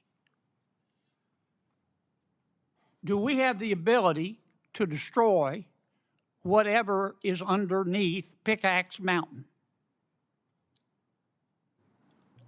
Senator, a lot of our capabilities are classified, but if anybody in the world can reach anything on God's green earth, it's the United States military, the most powerful military in the world. It's all about options and trade-offs. All right.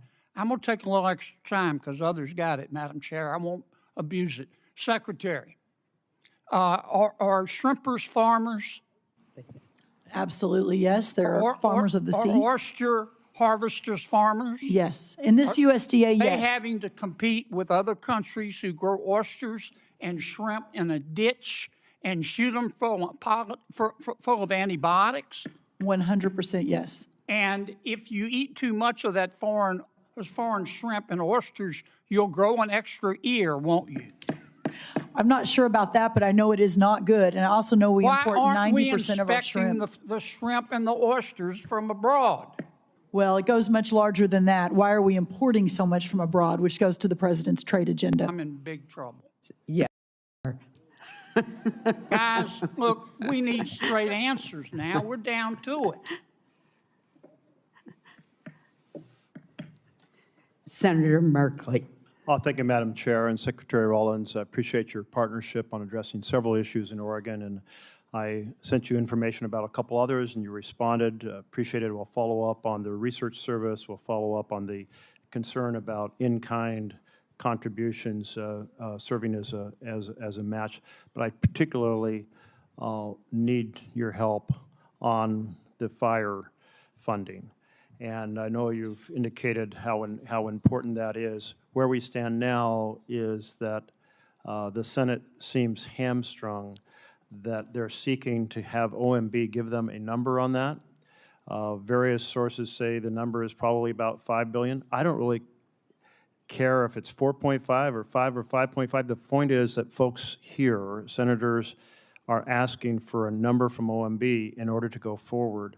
And when we're looking at the fires right now, in my home state's the epicenter of the highest risk in the country. So can we get your help to get that number and move this process? Yes, absolutely. It is of paramount importance, especially in the middle of fire season right now. Thank you so much. Thank you. And Chairman Caine, I think there was a sense that the President expressed at the start of the war that the U.S. military power was overwhelming and would likely produce unconditional surrender quickly by Iran. And that obviously hasn't happened. Was it your opinion as well? Did you feel like our military force could produce an unconditional surrender in quick order?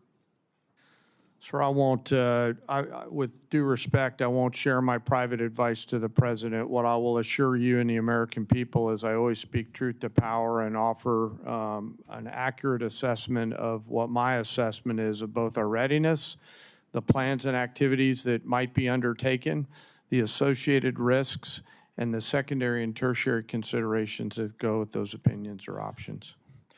Thank you. So you feel like the various risks that the Iran could possibly close the strait, despite the destruction of their navy, that the possibility of assassinating their political leaders and their military leaders could produce a strengthened hardline and weaken the reformers, that Iran would have the ability to sustain its ability to attack sites throughout the Middle East, that the initial requirements of the war could surely deplete our basically high-end standoff munitions, that this could affect our relations with our allies. All those were factors well considered in this decision to go to war?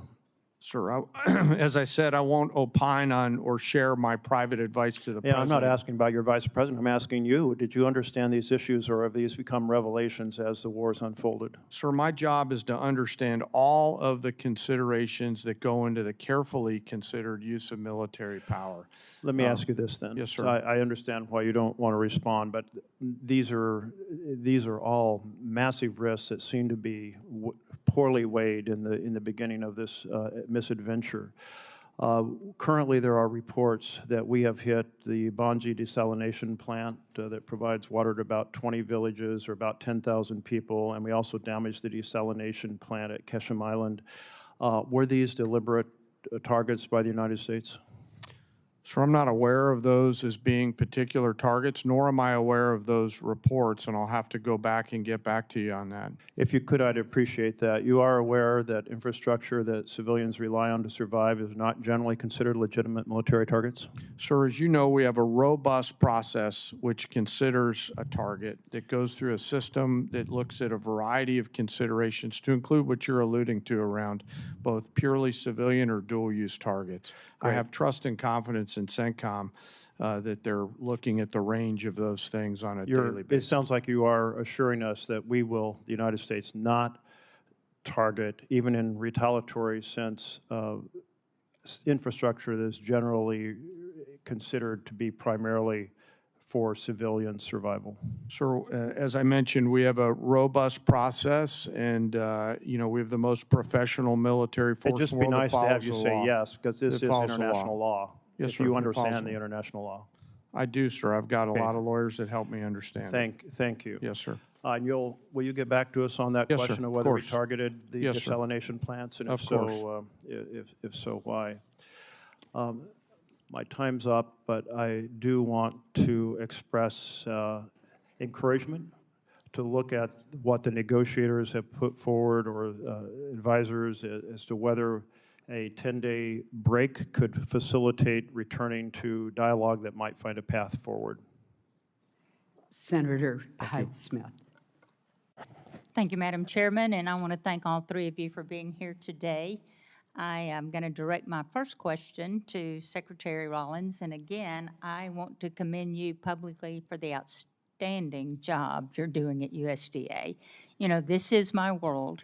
As former Ag Commissioner, I hear from a lot of producers in Mississippi, and they are so pleased with your performance, and that is just truly genuine right there. But I'm pleased to see the administration's supplemental request as for ag producers, because before I comment on that, I just want the entire committee and administration to take note of the tremendous timber losses as well in places like Mississippi due to winter storms and the tornadoes we've had there. It is significant, and I certainly look forward to working with you with the concerns of the timber sector.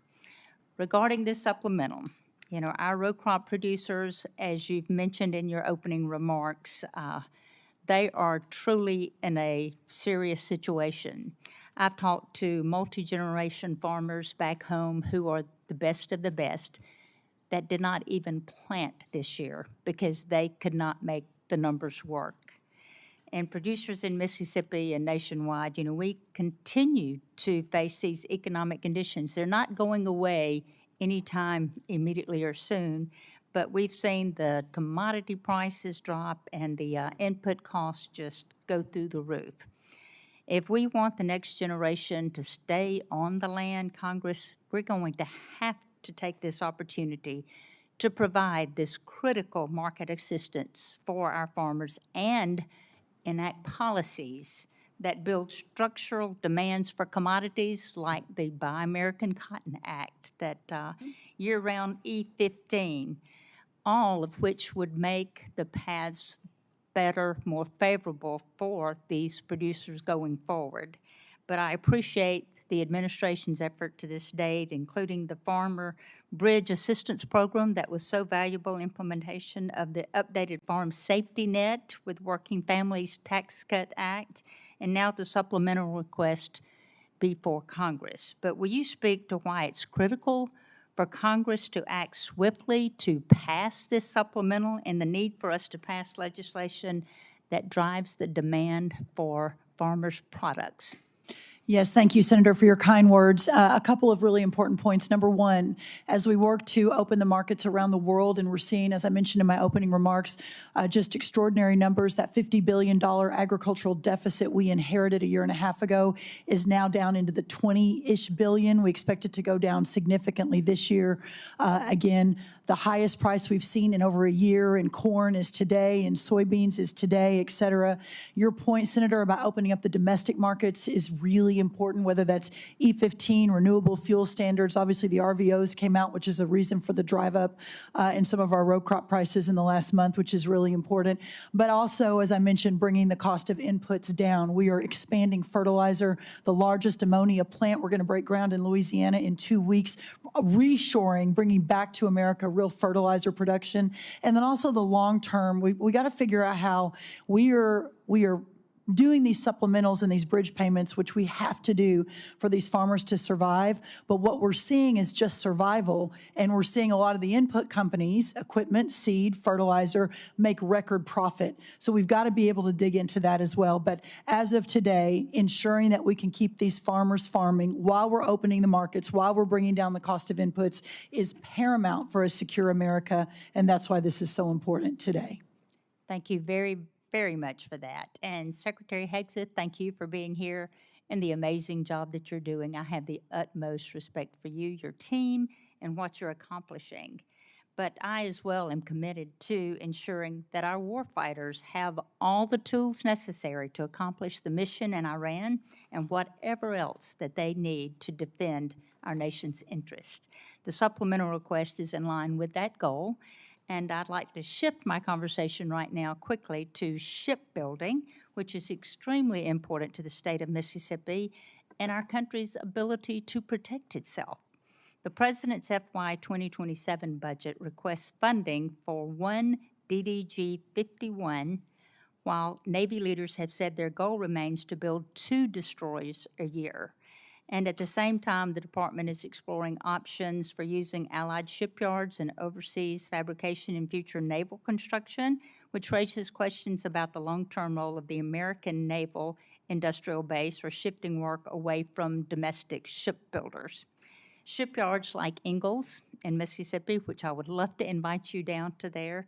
It is amazing, and the thousands of suppliers and small businesses they support, they need the confidence that the work will be there so they can invest in new facilities, hire and train skilled workers, and expand capacity that we will need in the future.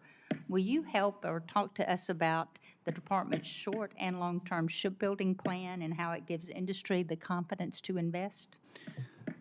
You just made the case for this generational investment because of the underinvestment, Senator, in shipbuilding in the previous administration. Just static, flat, bureaucratic, slow. We're having to revitalize that industry. And one DDG is a reflection of a backlog in capability. So as we ramp on more capacity, those numbers of DDGs, the workhorse of our Navy, will go up as we grow that force. The senator's time has expired. Thank you. Senator Coons. Thank you, Chairman Collins, Ranking Member Murray. Thank you, Secretary Hegseth, Secretary Rollins, General Caine, for your service. I want to start with the things I know we agree on. We agree that we should honor our fallen, that we should stop and remember them and console and comfort their families, that we should be mindful of the hundreds of Americans who've been wounded and injured in this war in Iran. General Caine, your observations about how our adversaries are aligning more and more closely. Technology is accelerating, and cheap and lethal and easily accessible drones pose greater and greater risks to our troops, our homeland, and our security. And Secretary Hegseth, that we need to protect our troops wherever our president directs them, that we need to protect our partners and allies, and that the dangerous radical Iranian regime should never possess a nuclear weapon. I think we agree on all of these core basic points. Where I think we may disagree is on this supplemental and on the strategic choices made to achieve some of these core goals. We're 143 days into a war with Iran, a war of choice that we started with Israel, but did not include, consult, or incorporate our core allies, our NATO allies, our regional allies, the American people, and Congress. And the reason to consult and include our allies and Congress and the American people is so that when the costs and the length of a war extend beyond what we'd initially imagined, the American people and their representatives in Congress understand that sacrifice and can continue to support it. I think your first strategic mistake was to not consult the American people in Congress and make a clear case for the reasons behind this war.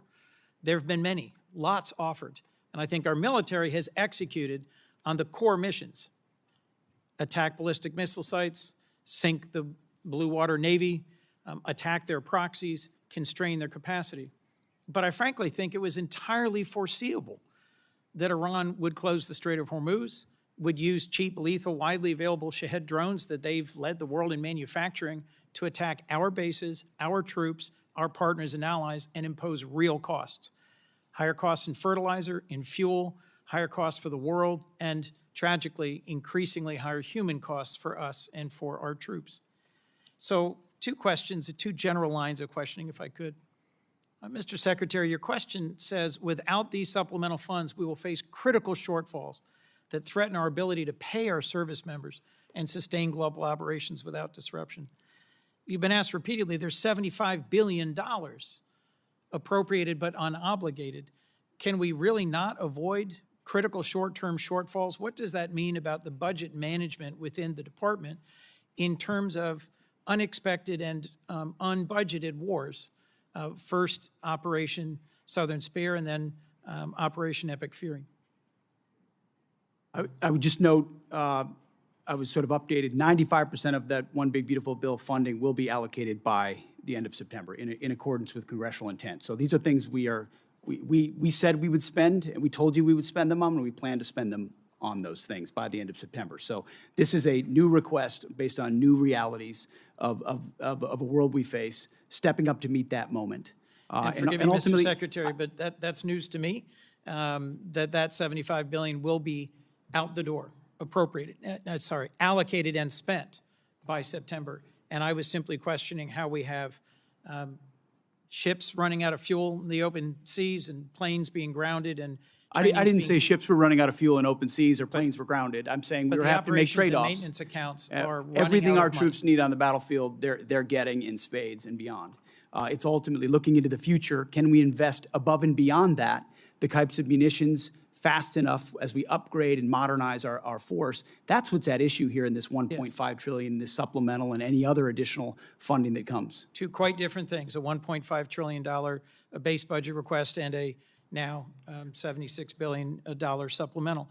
And I was simply going to point to Department of Homeland Security is sitting on nearly $100 billion in unobligated funds. You haven't requested reimbursement for the millions of, frankly, billions of dollars the department has spent on law enforcement. Second, we requested reimbursement and are getting a substantial reimbursement from DHS. That's good news, and that's news to me. And frankly, as we reflect on the service and sacrifice of those who put their lives on the line of this war, one of the things I've raised over and over and over is the ways in which this administration has dragged its feet on partnering with Ukraine in order to deploy the best-in-class sensors, detectors, and counter-drone systems to protect everything from Dover Air Force Base to our bases in the region, to our troops, to our partners. I want to see you focus on accelerating the defense of our troops and our nation, focus on accelerating the defense of our troops and this region, and a strategy that has a real chance at succeeding at the goals that we agree on. Because the strategy followed, I think, has no credible likelihood of success. Senator Britt. Thank you, Madam Chair. Appreciate all of you being here today. So since the beginning of the Putin's aggression into Ukraine, this body has passed 5 supplemental bills funding different portions of that war. You mentioned in your opening, Mr. Secretary, about not getting those munitions that had come through this body quick enough to Ukraine, and also being able to replenish those here at home. Can you talk a little bit more about that? Because I remember the previous administration dragging its feet after this body gave them directive as to what to do. So can you shed a little bit more light as to what you were talking about in your opening? Well, thank you for that question. Sometimes we forget recent history, which under the Biden administration, there were 5 supplemental requests for Ukraine, which almost every member of this body voted for to send rapidly in a bipartisan fashion for something that this committee and the administration deemed to be urgent. President Trump may take a different view, but that was the view of the Biden administration. And real quick, wouldn't you say it would be urgent to make sure that our men and women in uniform right now have everything that they need? I would argue providing for American men and women as opposed to Ukrainian men and women is a higher priority for the United States Senate. So 5 supplementals that went to Ukraine, as good as that cause may be, why is that righteous to do? But funding troops in harm's way right now, given the threat and what they're undertaking, this is a partisan exercise. And so, it's hypocrisy. And I appreciate Secretary, you pointing it out. Real quick, Madam Secretary, question for you. When the Russia-Ukraine war started, we saw obviously cost go up around the world. In particular, in that region, we know that the supplying of fertilizer, was tremendous. We also know Ukraine was top 5 when it came to wheat and corn and other things that we utilize, across the globe. It's my recollection that fertilizer went up about 55%. Obviously, if we were able to create stability there in the region and have peace, it would follow that then prices would likely go down over time within the agriculture world as well. Is that fair? Yes, that's correct.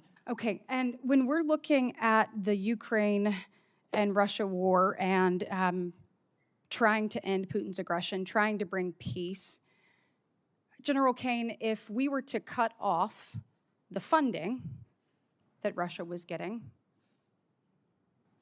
would it follow that would be a driver that could possibly lead Putin to the table?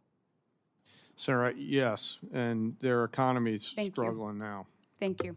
And we also know, I saw reports this weekend, that it is said that possibly Russia and China, which I know you can't comment on right now, but are actually helping Iran, whether it is targeting our troops, funding, and other mechanisms. So a thing that we could all agree that ending that would be helpful. I want to just echo Senator Kennedy's comments that I think the sooner we can get this bill on the floor and passed, it'd be huge with regards to Russian sanctions.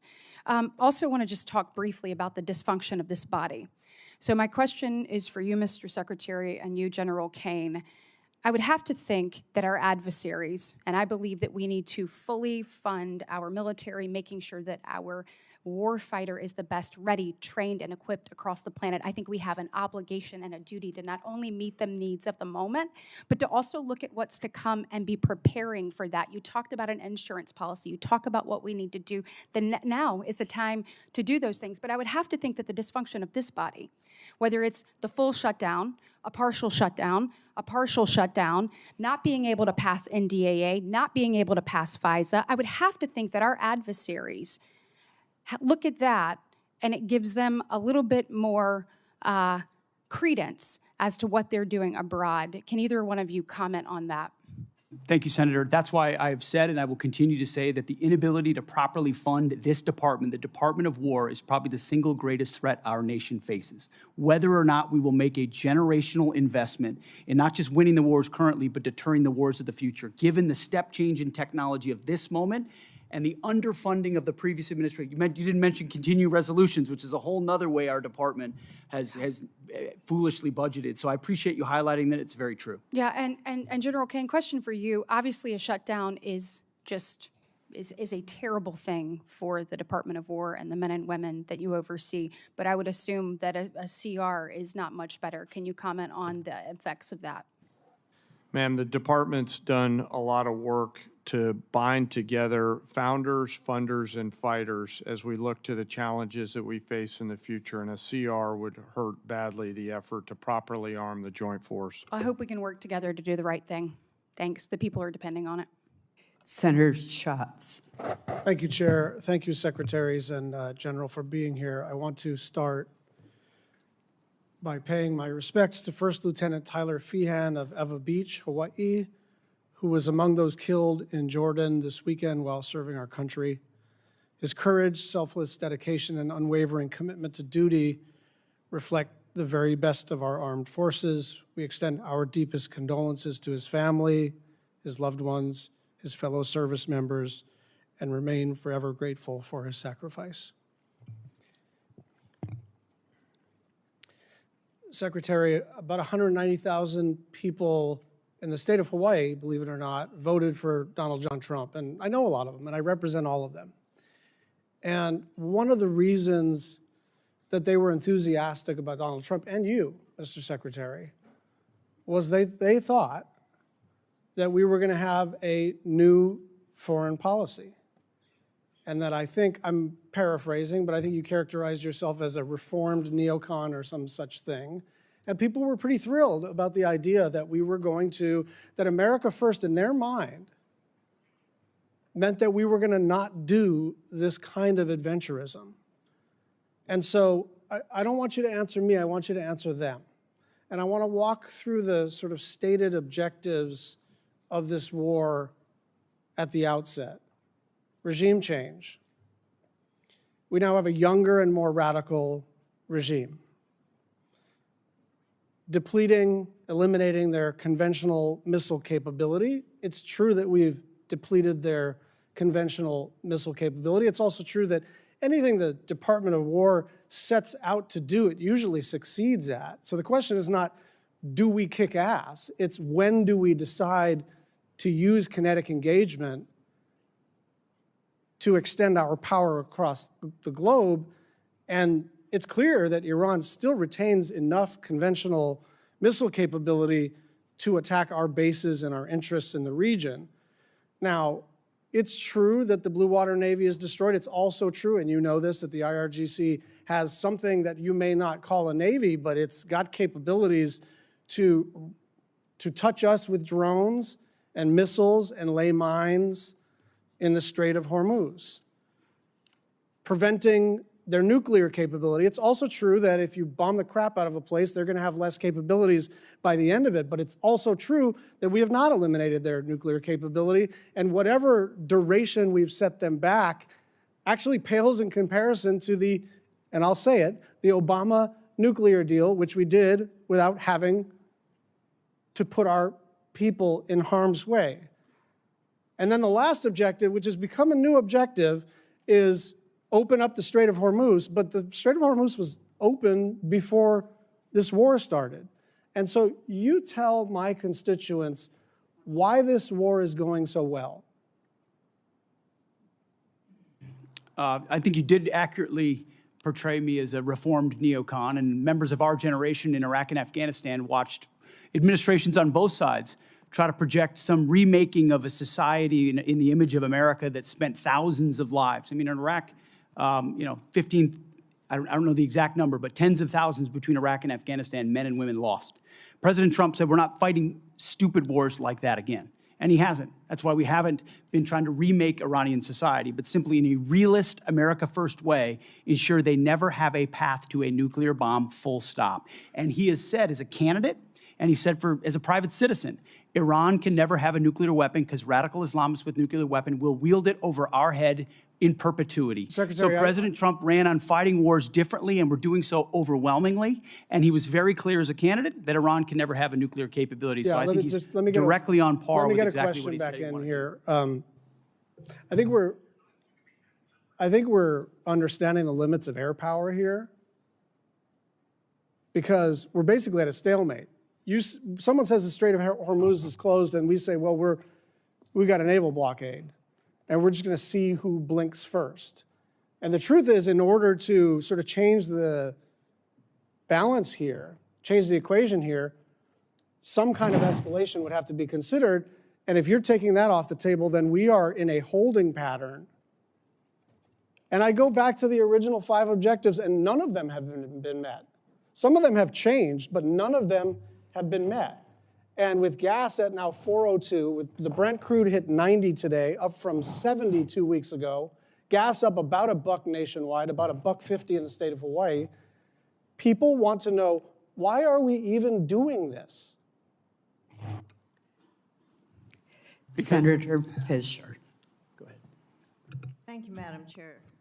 Secretary Hegseth, I appreciated your perspective on the focus on the 4-year war in comparison to a 4-month war with a nuclear adversary. And I thought it was very well said. Thank you. If we want to support Ukraine going forward, I think the best way to do that is to dramatically increase munition production. And we need more interceptors. We have to be able to move forward. So do our allies and our friends. And let me emphasize that this supplemental does that. This is what we're talking about here today. It's one of the things that we're talking about. As a member of the Armed Services Committee, one of my priorities for over 5 years now has been on munition production. General Caine, what happens if Congress doesn't fund this $21 billion request for additional munitions?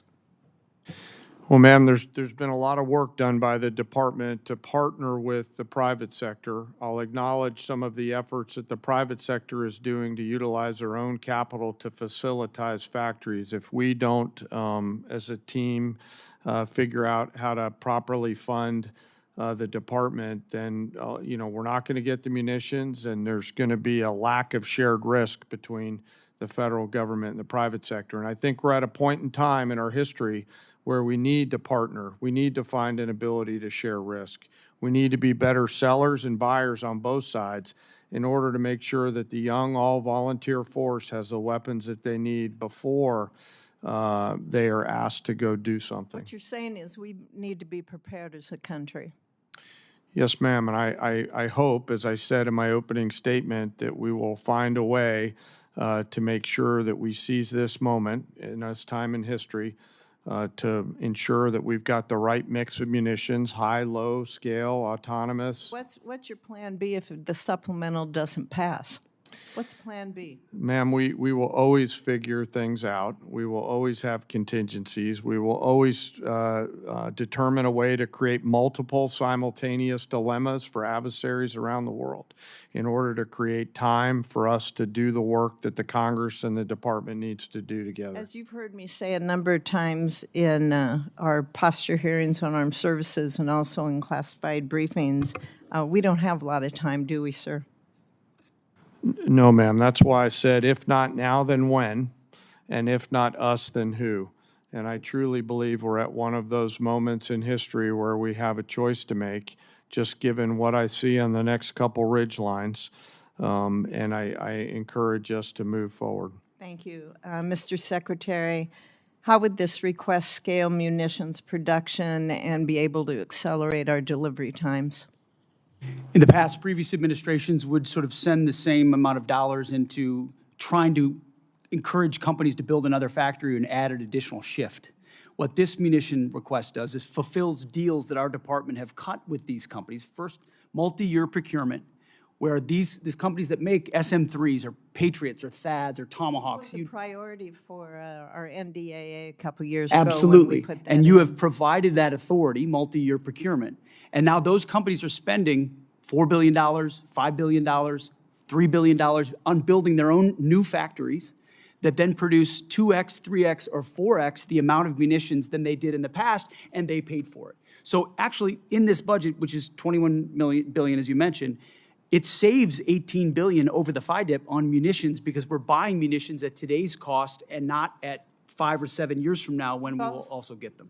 I hate to interrupt, but we're running out of time. We also have the request includes $4.1 billion for our space-based capabilities, and that includes the AMTI and our space data network capabilities. And these really underpin the long-range kill chains and allow our warfighters to detect and also then to track the airborne threats. So, Mr. Secretary, what's the risk to the joint force if we delay these programs until FY28 or beyond?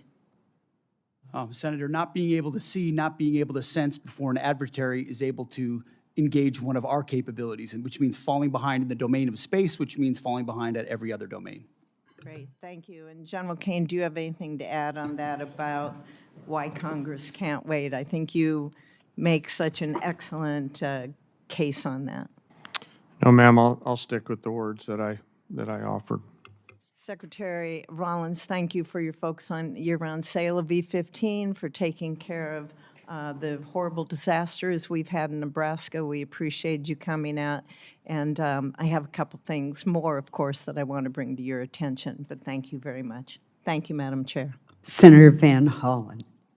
Thank you, Madam Chair. Secretary Rollins, the Beltsville Agricultural Research Center in Maryland is one of the crown jewels of agricultural research in the United States. And my question is simple. Can we find some time to get together in the coming weeks to discuss the situation there? Absolutely, yes. Thank you, Madam Secretary. Yes. Let me turn to the Iran war. We recently lost 3 American heroes. That brings the death toll for American soldiers to 18. 1 is still missing. Hundreds have been injured. That's on top of the civilian death toll throughout the region that now stands at several thousand, including the over 150 people killed in the bombing of an elementary school in Minab in Iran. Meanwhile, the Strait of Hormuz is closed.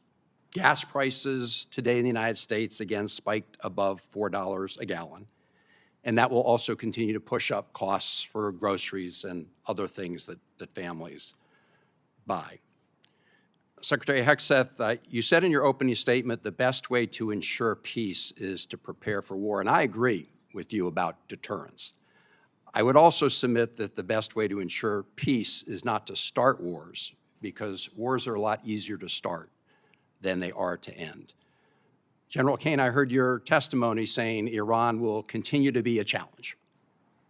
And I think it's pretty clear that that is, in fact, the case. And, General, in order for you to develop a military strategy to accomplish a particular objective, you obviously need to know what those objectives are, right? Yes, sir. It all starts with what is the political objective, and from that we derive military objectives that support whatever that end state. And as you say, that is a political objective. Yes, sir. So, Mr. Secretary, you've talked a lot about winning. You've talked about winning in your testimony today. You've talked about winning throughout the Iran war, and we all like winning. But I think the American people deserve a definition of what it means to win in Iran, because this war has dragged out for a lot longer than certainly the President of the United States indicated. Indeed, the President said on March 24th, and I'm quoting, "We've won this war. This war has been won." Do you know what the President meant by that back in March? Well, Senator, I would just note that militarily, I mean, Iran has been completely overmatched and crushed from the beginning, militarily. Their capabilities are nowhere near ours. I would take issue with your characterization that we started this war. Iran started this war 47 years ago, and they've killed thousands of Americans, including our brothers on the battlefield in Iraq. Iran has been targeting us for a long time. Mr. Secretary, we didn't start it, they did. Let me just ask you this, since you said that what the President meant by his statement on March 24th, I think that we had sort of defeated Iran militarily. But that is not the entire objective of this war. I don't think there was ever a question about whether the United States, with its superior military, could destroy a lot of Iranian assets, military assets, or other assets. That was never a question. But when most people think of winning the war, they think that that means the war is going to come to an end because we've won. And the President said back in March that we'd won. So I guess my question to you is, how are we going to define winning? I hear back in March, you said about the Iranians, and I quote, "Whether they will have a ceremony in Tehran Square and surrender, that's up to them." So my question, Mr. Secretary, reopening the Strait of Hormuz is necessary in order for us to win, right? That's just a simple yes or no question. You asked me what the overarching objective is, and I would say ensuring Iran never has a nuclear weapon. That's been clear from the president from day one. That's why Midnight Hammer was undertaken, to obliterate their nuclear sites. That's why we're watching their nuclear sites. That's why that was a part of negotiations, ensuring that the next generation of Americans don't have to deal with an Iran that wields a nuclear weapon. Since that's what you're leading with, Mr. Secretary, let me just say this. You said after Midnight Hammer, and I'm quoting, "Our bombing campaign obliterated Iran's ability to create nuclear weapons," unquote. Clearly, that is not the case based on your testimony today. It's also a fact that the DNI, Tulsi Gabbard, testified in front of the Intelligence Committee that it was our assessment that Iran did not intend to restart its nuclear program. The President of the United States, just about a week ago, said Iran has committed not to develop a nuclear weapon, which of course is a commitment they've made for many years. We need to enforce that. That's what we are doing under the JCPOA. Thank you, Madam Chairman. Senator Rounds. Thank you, Madam Chair. I had the opportunity to serve as governor of South Dakota for 8 years. During that time, we deployed over 5,000 young men and women into harm's way, National Guard members from South Dakota. I attended their departure ceremonies. I attended their welcome home ceremonies, and I attended 31 funerals.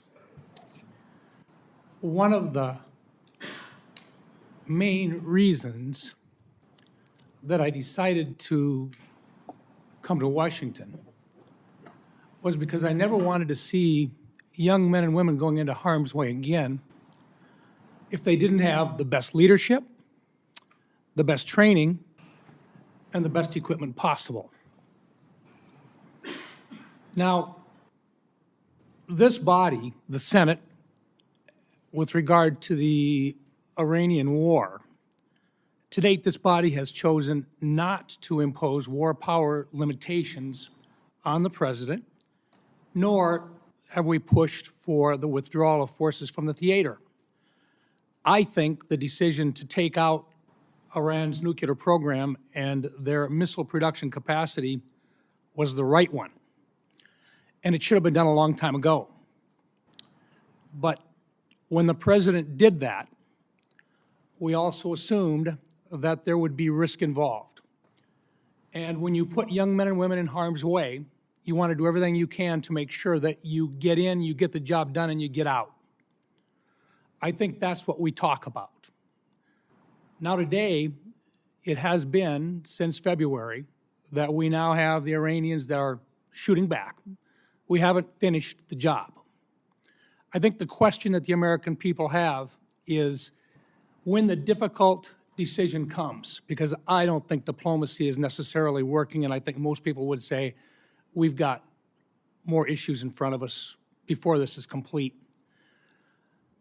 For General Caine, when the time comes and the president is asking for the decisions about the options available to him to appropriately end this war favorable to the United States and to take care of this problem permanently, are you prepared to provide him with the appropriate options that he is going to have to make a decision to choose from?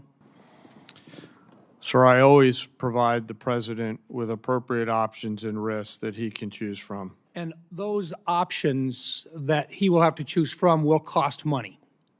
And that's our role here. Because if we don't do it right, young men and women die. Yes. My question to you, sir, is this. You've offered a supplemental request, and I recognize that it's part of a $1.5 trillion overall. But is this enough money to get the job done, or is this going to just get us far enough until we've got to come back in here, and in the meantime, we may very well not have these young men and women out of harm's way yet? That's my question. Sir, I want to first start with recognizing your 31 fallen from home and mourn their losses. We carefully consider the use of military force every single day. And the most important thing that I do is make sure that the president and the other leaders understand the risks and carefully consider the Dover test, a place you've been many times. and that is, are we willing to go to Dover, as we will tomorrow, to bring back the fallen? I can't answer the question on what it will cost because the enemy has a vote. What I'll commit to you as this plays out, we'll make sure that the Congress is informed, but because I'm not quite sure how this is going to play out yet, it would be unwise for me to comment on what a future cost may or may not be, depending on what they choose. In general, you will provide a plan to Congress at whatever the appropriate classification level is on what resources are required to execute what the president's intent will be to successfully end this conflict. Sure, I will always make sure that, as we have, that we're moving data as appropriate to Congress. Yes, sir. Okay. Let me come back in just in terms of follow-up on this a little bit. Some have criticized Operation Epic Fury for expending many of our munition stockpiles. Were our munitions, the inventories of those munitions, and the capacity of our munitions industrial base sufficient for great power competition with near-peer adversaries like China prior to Operation Epic Fury? Secretary Hegseth? Senator, as I laid out, because of the previous administration, funding shortfalls, munitions transferred to Ukraine and not replaced, and then ignoring threats, it built a lot of risk that requires this kind of investment. So you'd look at the $67 billion alongside the remainder for 1.5. That's the kind of generational investment that not just matches peer adversaries, but far surpasses them, which I think is your expectation, having been to those ceremonies, which is mine, having been to them and going to them, is that we give everything possible to the warfighter that they deserve. Senator Heinrich. Thank you, Madam Chair. Thank you. Thank you, Madam Chair. General Caine,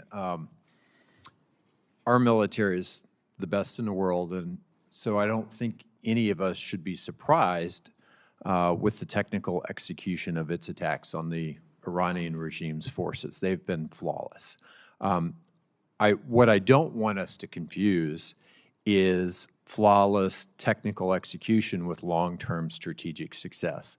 And I think one objective that is relatively modest, because it puts us back to where we were when we started this, but nonetheless is incredibly important as a critical objective, is that I want to see the strait open again, and I want to see it open where shippers can transit that strait without being extorted by Iran. And I would love to see that before our commercial and other oil reserves are exhausted because of the impacts that that will then have on the pocketbooks of American families. Is that a reasonable objective, and is it one that you share? So I'll defer on the military objectives to the political leaders who set them. What I can tell you is U.S. Central Command is working hard to ensure that Iran cannot terrorize the southern flank down there, and they're doing so every single day and night. And you and the rest of the Senate would be proud of the actions and activities for the forces that are down there. The character of war is changing, though, like I said in my opening statement. And so there's a variety of mixed munitions that are down there coming at the commercial traffic. But I would like to be clear and unambiguous with you and the rest of the Senate and the Iranian forces. They have a choice to make, and they should knock it off. I have no doubt I would be incredibly proud of the actions of our service members in this conflict. And I hope we can achieve that kind of strategic objection on the timeline that obviously avoids the worst impacts of the limitations of commercial oil supplies right now. Secretary Rollins, I want to shift gears. One of the things that you mentioned in your opening statement that we appear to agree on is that there is simply too much consolidation in a number of agricultural sectors. You mentioned fertilizer and seeds, but in particular, I want to talk about the meatpacking industry because in a previous Trump administration bailout, about $90 million went to the corrupt Brazilian meatpacker JBS. I think that Congress really intended those funds to go to American ranchers. So I want to ask you, what are you going to do this time around to ensure that the proposed relief dollars that we're talking about today, that those funds go to American producers instead of to the very foreign corporations who have created the business model where ranchers bear the risk and meat packers reap the profits. Well, that's right, and we're obviously at a 75-year herd low. There are a lot of reasons for that, but working to solve for that. Number one, the Department of Justice is investigating right now significantly the 4, but especially the 2 foreign-owned. Number two, USDA is investing significant funds in deconsolidating packing and supporting mid-size and smaller packers around the country. I know that wasn't your question, but just to answer the bigger question, which is a really important one. But from my perspective, what the Trump USDA 2.0 has been hyper-focused on small and mid-sized farmers and ranchers. We have worked really hard on the $40 billion that has already moved through to make sure that that goes to where it is intended, which is not multinational foreign agricultural corporations. I very much support the efforts of the Department of Justice. I think there is a very important antitrust case to be made here. At the same time, I've watched as your department has rescinded 3 important rules that were put in place to protect farmers and ranchers from unfair practices by the large meat packers. Those rules were supported by the American Farm Bureau and the National Farmers Union.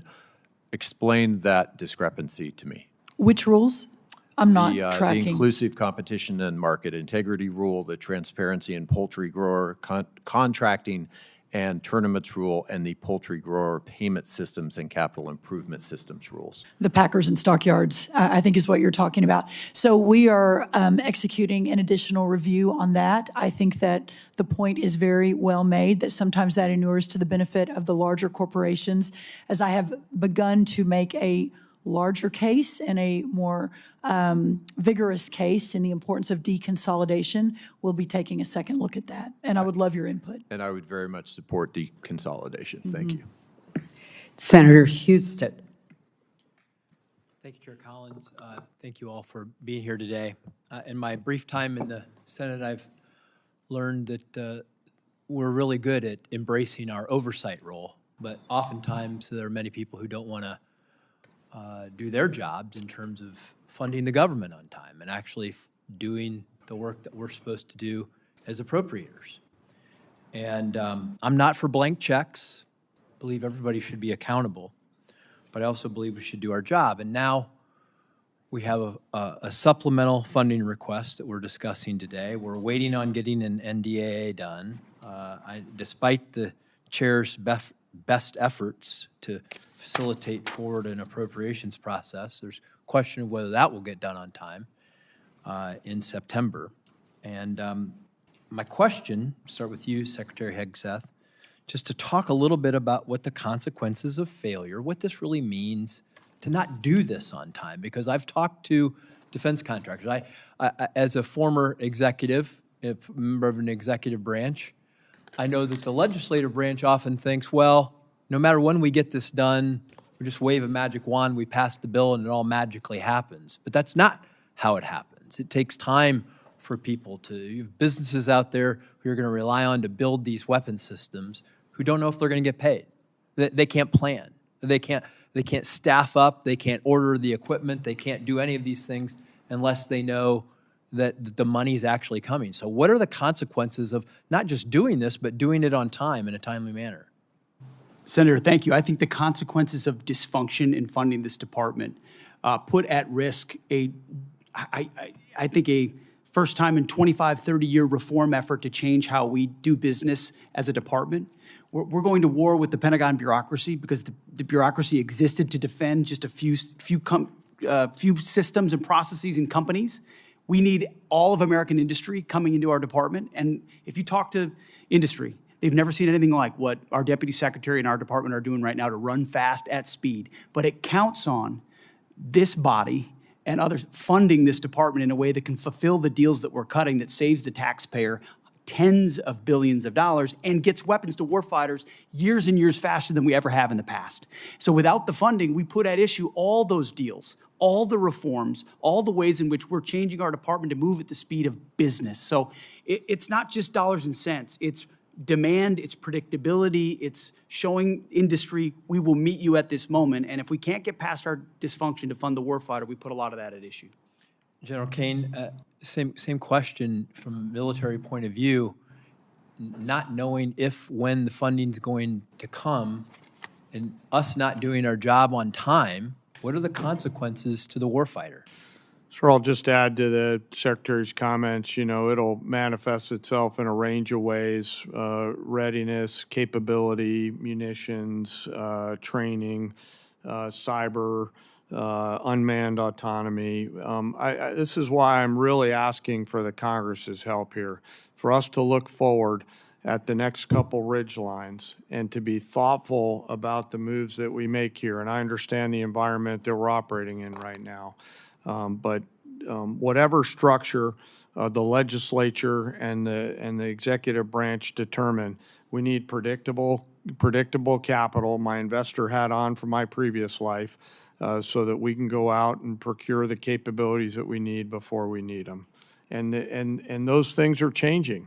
You know, the advancement of small drones and things like that, we're going to have to make sure that we stay very close with the Congress so that as technology develops at a speed that we haven't seen before, that we're staying very close and partnering with the Congress to enable us to adaptively use that capital with the appropriators' buy-in so that we're arming the force properly.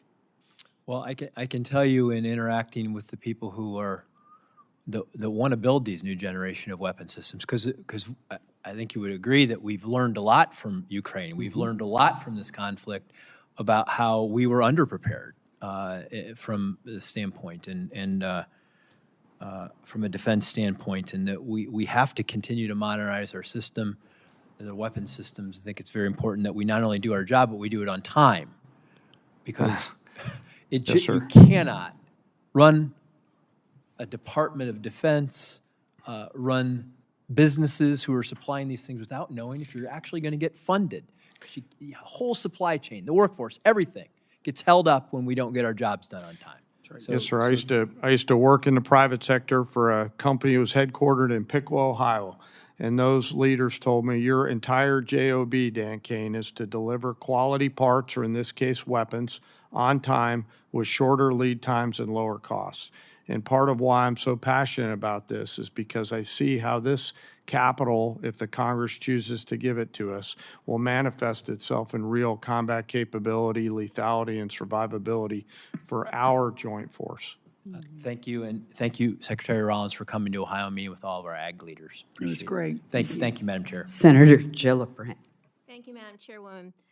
Secretary Hegseth, you're requesting billions of dollars in supplemental funding for a war that you said would last for weeks, and that the president has no plan or ability to end.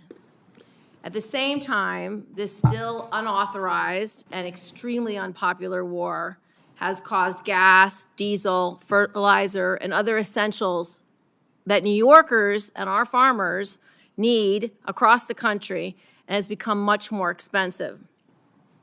So how do I go back to New York, and what would you say to them who are seeing their health care bills rise because massive cuts to Medicaid?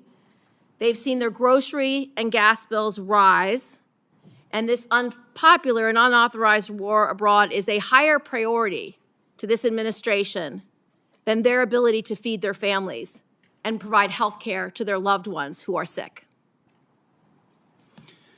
Well, Senator, you're talking about political trade-offs, and our job is to deliver for the United States military and the President of the United States. And we look at the cost of a nuclear Iran, and we want to prevent that for future generations. And that requires funding and supplementals and this budget and next generation capabilities. And that's why we're here today to request some of that to ensure we can ensure that Iran never gets a nuclear weapon. So you're essentially saying, you're asking for literally $1.5 trillion for a war that President Trump said he already won. You're asking for $1.5 trillion, unlimited money for bombs, but insufficient money in for the American people, for their health care, their food, their housing, and our farmers, Secretary Rollins, who we have cut SNAP program. We are not funding the losses from emergencies that have happened in blue states, particularly when we had frost. That's False. not true. False. You're not funding it. But back to you, Secretary Hegseth. And I would like to respond to the fertilizer and the gas. Have your chance. Secretary Hegseth, There's no reason to be rude. you are asking for unlimited money for bombs when people can't feed their families. And I don't know how this administration intends to defend those decisions to the American people. Not unlimited bombs, Senator. I'm asking for the right bombs at the right time to ensure we can deter our adversaries into the future. And that's why this is a Okay, generational but see, investment. Mr. And it was the Secretary previous Hegseth, administration the reason why that people didn't fund are this so department. upset, They the didn't reason fund why it. they are so upset with you and this administration is because the words you have used in the past don't add up.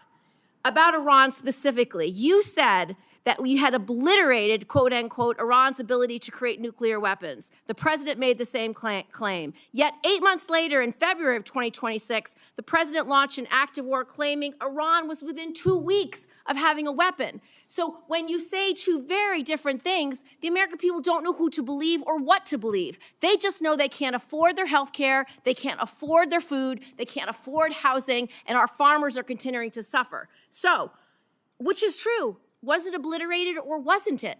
What's the status? The nuclear sites under Midnight Hammer were obliterated, but Iranians foolishly continued to attempt to pursue nuclear capabilities, which is why we destroyed their defense industrial base and so many of the other capabilities to ensure they can't get to a nuclear weapon. So we're staying laser focused on the objective, and you're trying to make campaign commercials. No, we're and not. That's fine. So listen to this. You also say that you made the missile program, quote, destroyed and made combat ineffective, quote, Iran's entire ballistic missile production capacity, every company that builds every component of those missiles has been functionally defeated and destroyed, and that the missile program, existing stockpiles were depleted and decimated, almost completely ineffective. So why are there missiles left to hit Jordan and result in the loss of life of our brave men and women?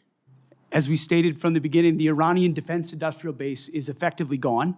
But they do have underground facilities because they're the world's leading state sponsor of terrorism, and they've spent 47 years trying to hide their missiles under mountains, just like their nuclear capabilities, because they would like to get a nuclear weapon to wield it against us. Of the war to believe, because it's either over or it's not over. It's within 2 weeks or it's not 2 weeks. We have no missiles or we have missiles, and that consternation is why so many New Yorkers are perplexed, stressed out, and find this war to be incredibly unpopular because they don't understand the choices that the president's making. They don't agree with those choices. Secretary Rollins, so you have cut over 160,000 New Yorkers have been kicked off SNAP. What do you have against hardworking New Yorkers, children who need SNAP, and seniors who need SNAP? Well, first of all, diesel is down under Biden versus today, 581 versus 480. Gas is down from Biden today from 484 to 386 today. Fertilizer is down 56% from Biden highs. Prices so this are narrative higher than that when you are took using, office. All of those prices are higher than when you took office. So you are not that making is life not better true. for That New York is not farmers. true, Senator. And let me tell you what New York is stressed out about is the fact that your state is taking prime farmland and turning it into solar farms. That is absolutely inexcusable. For New York farmers, you will see I have visited that the New York smart farmers farms do two both. times. Do Two both. times in Senator's upstate New time York. has expired.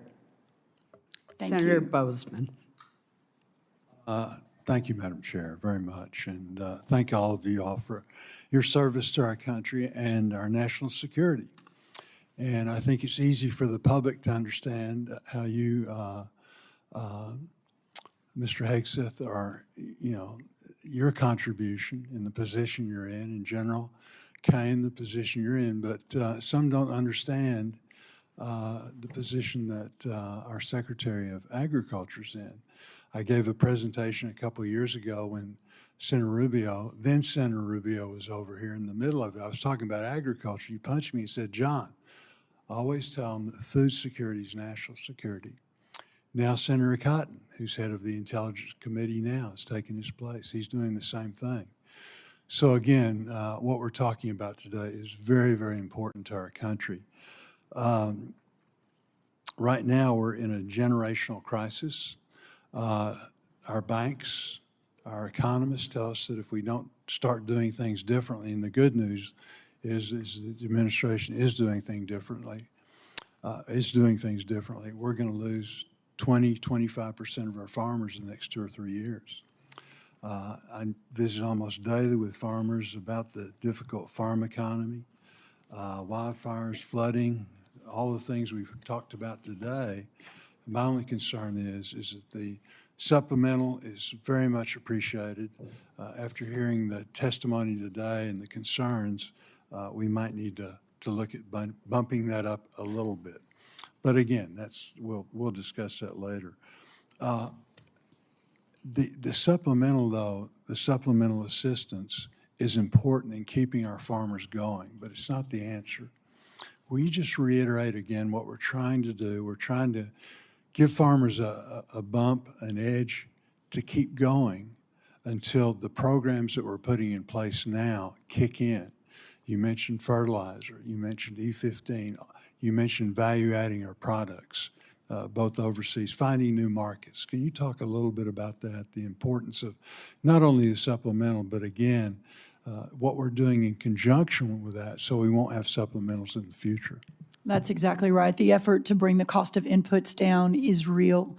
Fertilizer, seed, labor, interest rates, et cetera, number one. And if we can just get inputs back down to where they were in Trump 1, we're going to have a remarkable recovery in farm country.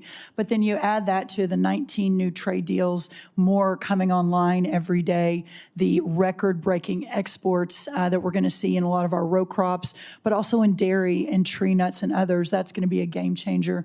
Then you look at expanding the domestic market, as you talk about, whether E15, obviously all of the biofuels. We've already seen corn and wheat hit record highs, or the highest number for the year, after announcing the new renewable fuel standard. So we're seeing some pretty incredible movement in the right direction. Then you marry that to all of your work under the Working Families Tax Cut Act, the new reference prices that under the last administration couldn't get a farm bill. You all did that with the president's leadership. The first time we're going to increase reference prices in more than a decade, combined with a $250 billion investment in rural America, the largest investment in rural America in American history. This Congress did that with the White House's leadership. All of that together is going to change the trajectory for the long term of farming and ranching in America. But to get to that point, that's why this supplemental is so very, very important. Madam Secretary, I have a letter from Farm Bureau that I want to put into the record that just outlines requesting relief to sustain America's farmers and ranchers. Secretary Hegseth, General Caine, one of the things that we're concerned about is that in the military construction aspect of things, we're really not asking for that in the supplemental. I know that the success of Operation Epic Fury, particularly for our missile interceptors and short-range aircraft, really basing was a large part of that. Can you tell us how we can help you, again, try and plus up our military construction in some way so that we're not going to be faced with this in the future, trying to double up? Senator, I think by Congress finding the ability to meet up to close to our the totality of $1.5 trillion means we're not making the kind of trade-offs this department has made now for decades. Those are the types of things, construction, maintenance, that fall off when trade-offs occur. And so you dig the hole even deeper. And what this budget does, first of all, it fully funds the UPA list, which is the unfunded priority list of PACOM, a priority theater, and then it gets at every single substandard barrack that we have across the department. So we're funding the military construction in a way that we've never done before to get out of the hole that we've had for a while. Very good. Thank you, Madam Chair. Thank you, Senator Bozeman. To the very patient Senator Baldwin. Thank you, Madam Chair and Madam Vice Chair. And thank you for appearing before our committee today. To many I represent and to me, this supplemental request is another example of this administration's misplaced priorities. Instead of spending tens of billions of dollars more for this president's war of choice in Iran, that both houses of Congress, I may add, have voted to end absent explicit authorization by Congress, we should be focusing on the needs of American families. We could invest this money to accelerate new cures and treatments for cancer and Alzheimer's. We could use it to help more families with rising home energy costs. We could use this funding to help more families afford quality childcare. We could use this funding to help more kids get free school lunch. We could use this funding to restore health care for working families. We could use this funding to support our public schools and special education. This is a war of choice, and every dollar spent on this war is a dollar not spent helping families afford housing, health care, groceries, childcare at home, investing in the opportunities for the American people. First, I want to express my condolences and my respect for the 17 American service members killed in this war since February, including 3 over the past few days. Their lives are the price this country has paid for this war. The deadliest day for U.S. forces was on March 1st, when an Iranian drone struck an Army facility at Port Shuaibah, Kuwait, killing 6 soldiers and injuring more than 30 others, including soldiers from Wisconsin. Soldiers from the unit stationed at Port Shuaibah told reporters that the facility did not have adequate air defense capabilities. These soldiers and their families believed they were sent into harm's way without the defenses they needed. Secretary Hegseth, what would you say to those soldiers and their families? First of all, that we honor and recognize their sacrifice and what they've given. I've been in touch with at least one of those families on a regular basis and understand the pain of losing a loved one is unfathomable, which is why we greeted them at Dover, and we'll greet those again tomorrow. I would say in talking to Admiral Cooper, the CENTCOM commander, before all of this was undertaken, maximizing defensive capabilities, mostly by moving as many people as possible off the X, which we did in historic fashion, moving almost 90% of Americans in theaters off of where they could be a target, first of all. So bunkers that they would move into, early warning. On Fort Shuaibah, and I will quote from the Washington Post article of July 12th.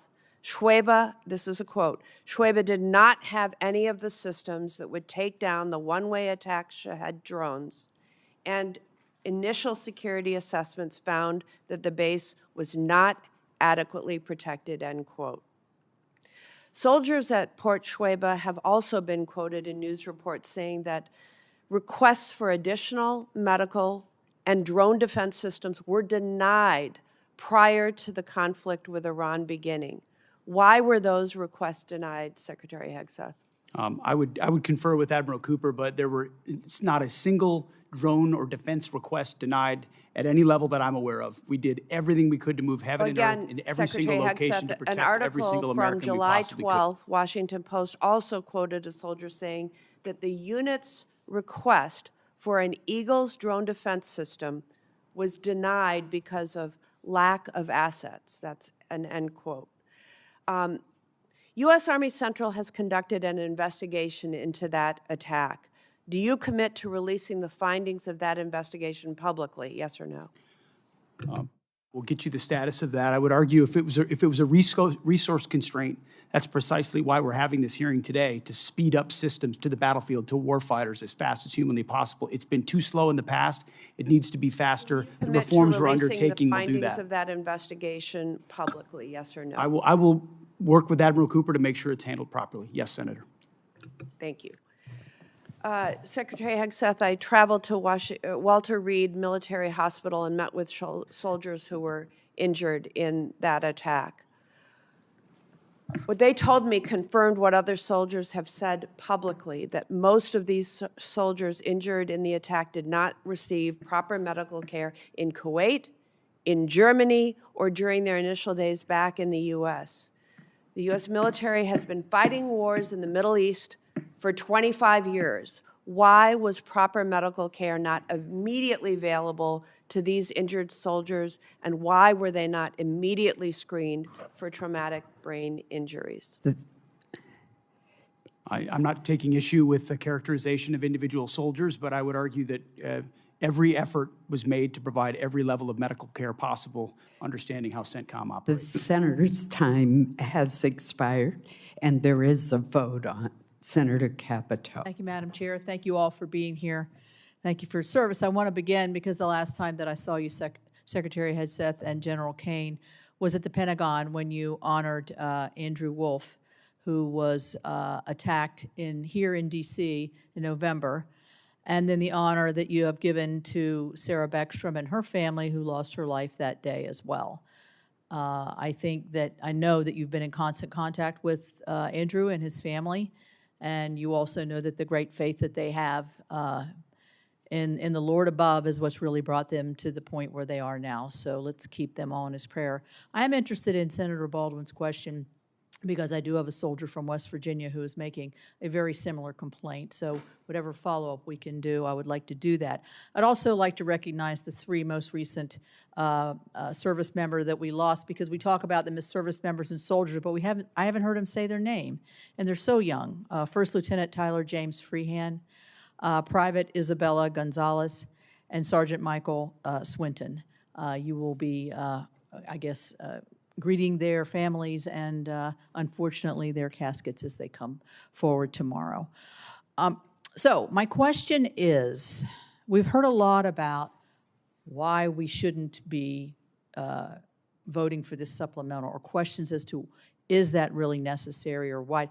I guess my question, General Caine, is, what's the consequence of not passing this supplemental? Where do you see that hitting us most deeply? Yes, ma'am. It will manifest itself in a few different places. Most significantly, it'll be in military personnel-related matters. We'll figure out how to pay soldiers and sailors, but that would be a strain. Operations and maintenance costs, and then the ability for the department to take some of this capital and wisely invest it in future combat capability and things like AI, UAS, counter-UAS, hypersonics, and space.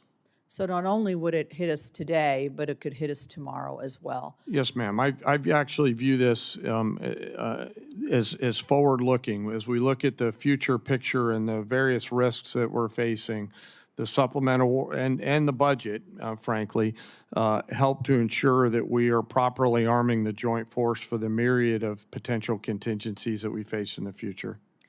Thank you. So as we look at one of the, I think, best successes under your all's leadership at the Department of War has been the fulfillment of the recruitment in every branch.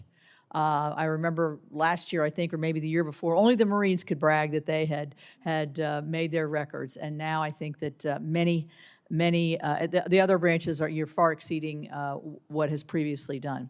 So that tells me that American young men and women want to serve their country. They want to be safe. They want to do the right thing. So how does not funding them, and if they think that their salaries may be short, or we're going to have a continuing resolution, or we're going to shut down the government, how can this chill what has been one of the greatest successes, I think, in terms of not just today's force, but the force of the future? And Mr. Secretary, I'll ask you to answer that question. Well, in a brass tax sense, this $1.5 trillion budget in its totality sees a 7% pay raise for junior enlisted, 6% for your NCOs and junior officers, and 5% for senior officers. So it's a significant reflection of the value we place on top of the other increases that Congress has provided them. If we were to have to, and we're going to do right by the troops, we're going to make sure they get paid, but it's going to put strains on training and readiness and all the other aspects of O&M over time, which makes its way down to the unit level.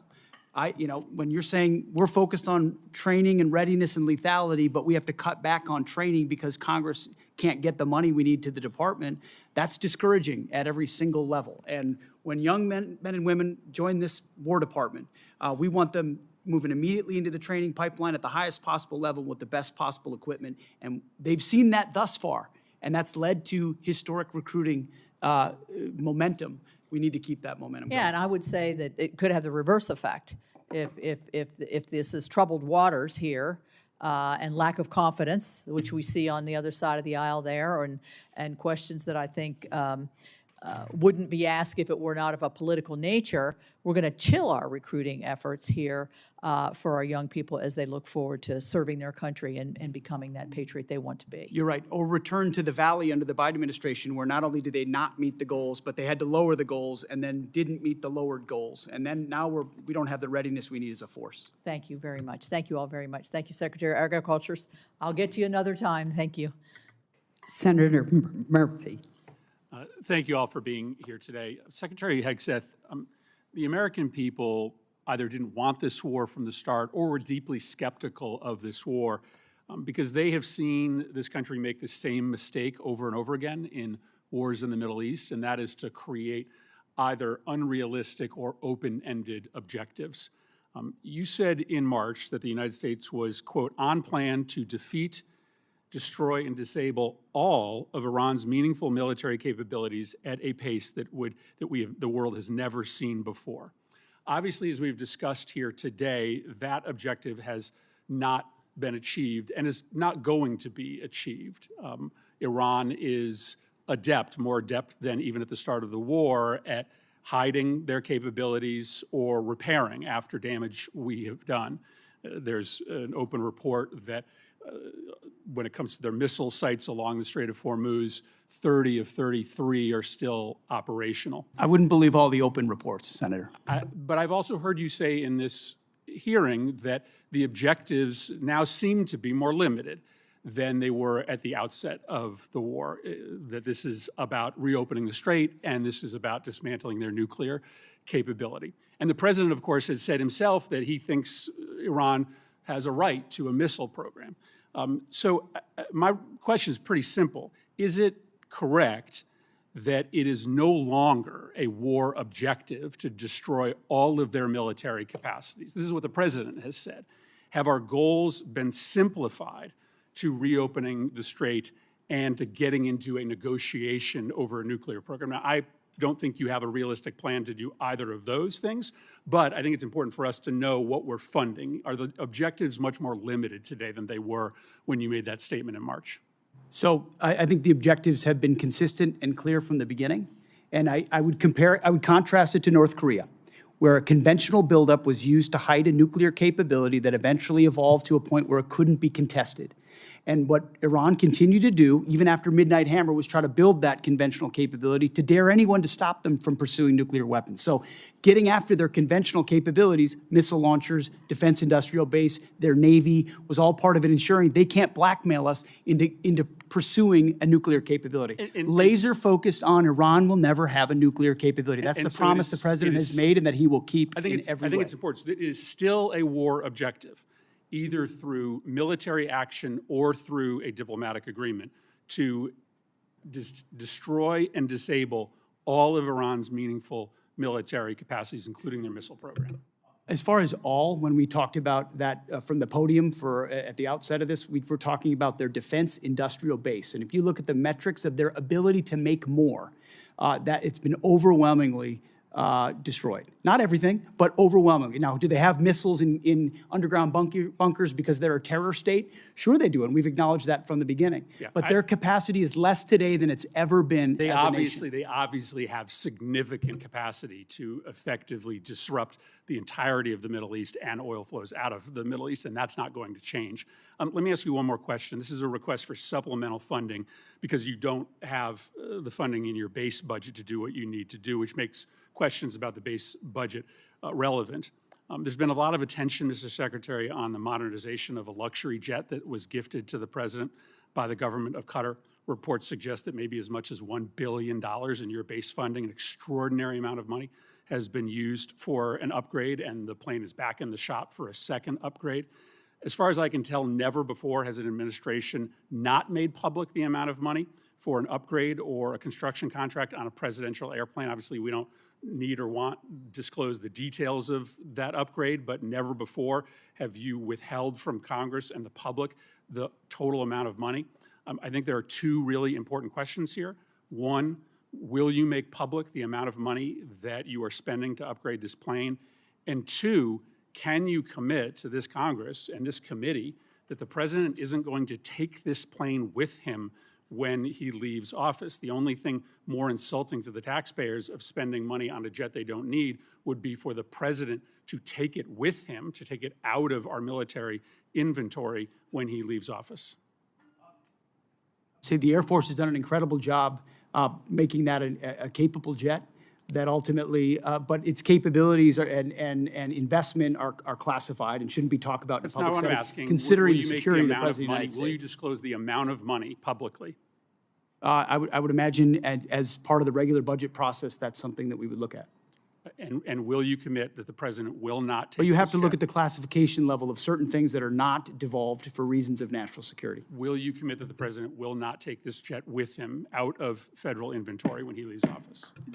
That's not a decision for necessarily me to make, and ultimately, we're grateful to have it in the fleet for the Air Force to protect the President of the United States. That's a deeply Senator unsatisfactory Peters. answer to the American public. Senator Peters. Thank you, Mr. Chairman. Folks, welcome to the hearing today. I apologize. Is Senator Ossoff still here? Oh. I'm sorry. I went out of order. Senator Ossoff. I'll yield my time to Senator Ossoff. Thank you.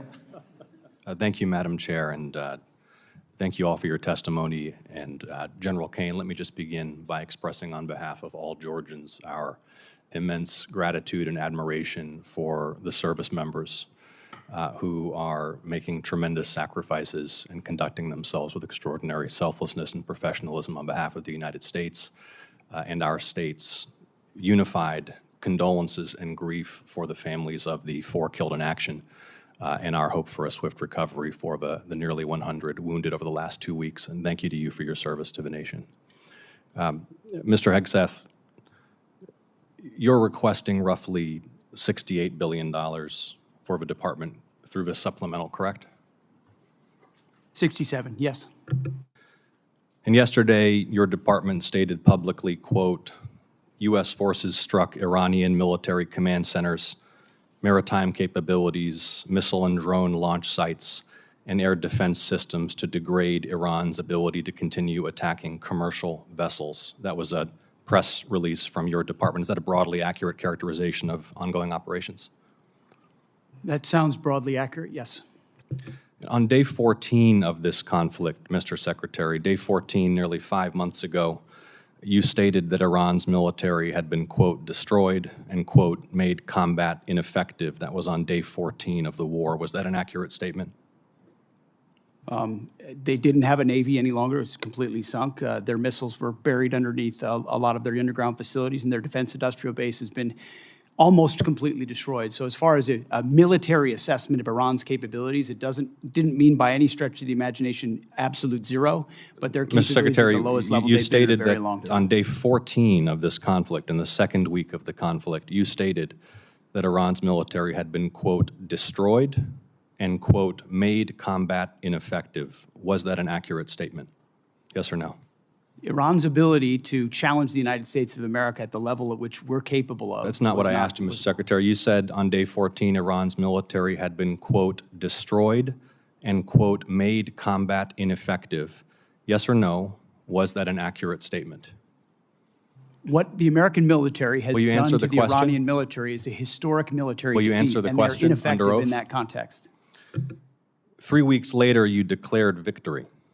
That was now nearly 4 months ago. 3 weeks after you'd already said Iran's military was destroyed and combat ineffective, you said, quote, Operation Epic Fury was a historic and overwhelming victory.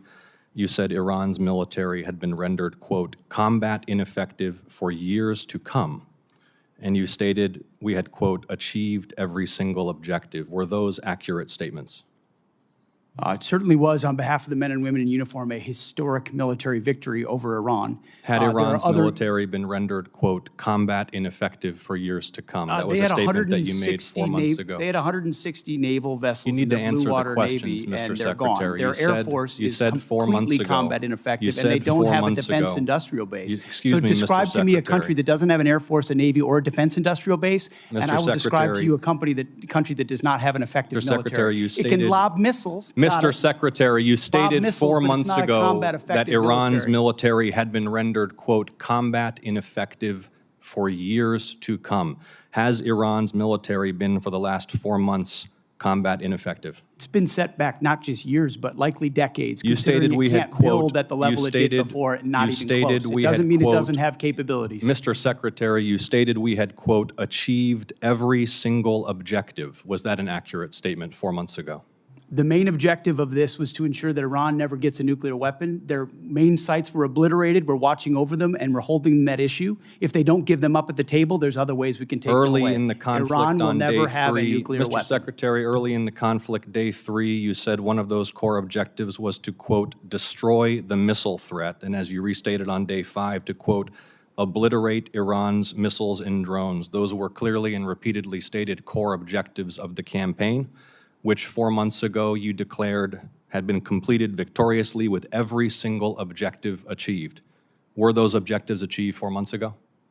No one ever stated that every single missile was gone. Ultimately, combat ineffective means they're not able to dig them out of their UGFs and shoot Had at the us. missile It threat doesn't mean they been don't have defeated underground 4 months facilities ago? where they put missiles in them and hold on to them because they're the world's largest state sponsor of terrorism. So we never expected they would stop having capabilities to shoot. The question is at scale against an opponent like the United States of America, which went toe-to-toe with them and Iran couldn't. You stated on March 8th, day 9 of the war, on 60 Minutes, you assured the American people of Iranian surrender. Does that remain your prediction? Ultimately, Iran will never have a nuclear weapon to threaten the United States of America. That has been the objective, and it remains so. So just to review, you will not answer whether your statement made on the 14th day of the war that Iran's military had been, quote, destroyed and made combat ineffective was a truthful statement to the American people as you sit here and ask for tens of billions more for the conflict. Senator's time has Had a expired. historic and effective military campaign against the largest state sponsor of terrorism. Won't and answer will the ensure they question. never Senator get a nuclear weapon, Peters Senator. is recognized. Thank you, Madam Chair. And thank you to our witnesses here today. I want to begin by first echoing my colleagues' comments that we've heard throughout the hearing here, and join them in mourning the loss of American service members who were killed in action these last few days. My thoughts are with their families, with a service member who remains missing, and with all those injured during the strikes. And I will continue to pray for their families. Secretary Hegseth, over the course of the war with Iran, I have repeatedly expressed concerns regarding the administration's lack of a winning strategy and repeated contradictions about the state of the war. It frankly doesn't help that you and your president continues to mislead the American people. You and the president have repeatedly said that the war, as we've heard over and over again, is almost over or already won. In fact, the president alone has said the war is almost over more than 30 times. On March 1st, the president said, we'll be done in 4 or 5 weeks. On March 9th, he said the war was very complete. On April 8th, he declared total and complete victory, 100%, no question about it. On the same day, you declared Operation Epic Fury was a historic and overwhelming victory on the battlefield, a capital V military victory by any measure. And yet today, July 21st, we have soldiers whose remains are sadly going to be returned to their deeply grieving families tomorrow.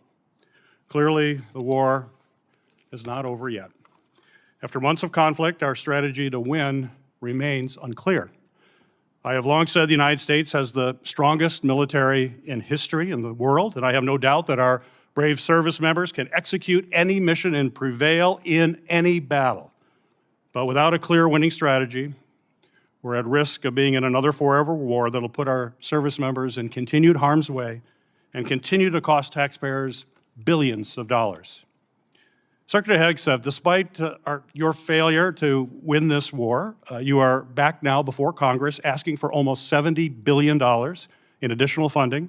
You're asking the American people for a blank check because, once again, the Trump administration's efforts have been an utter and complete failure to win this war to this point.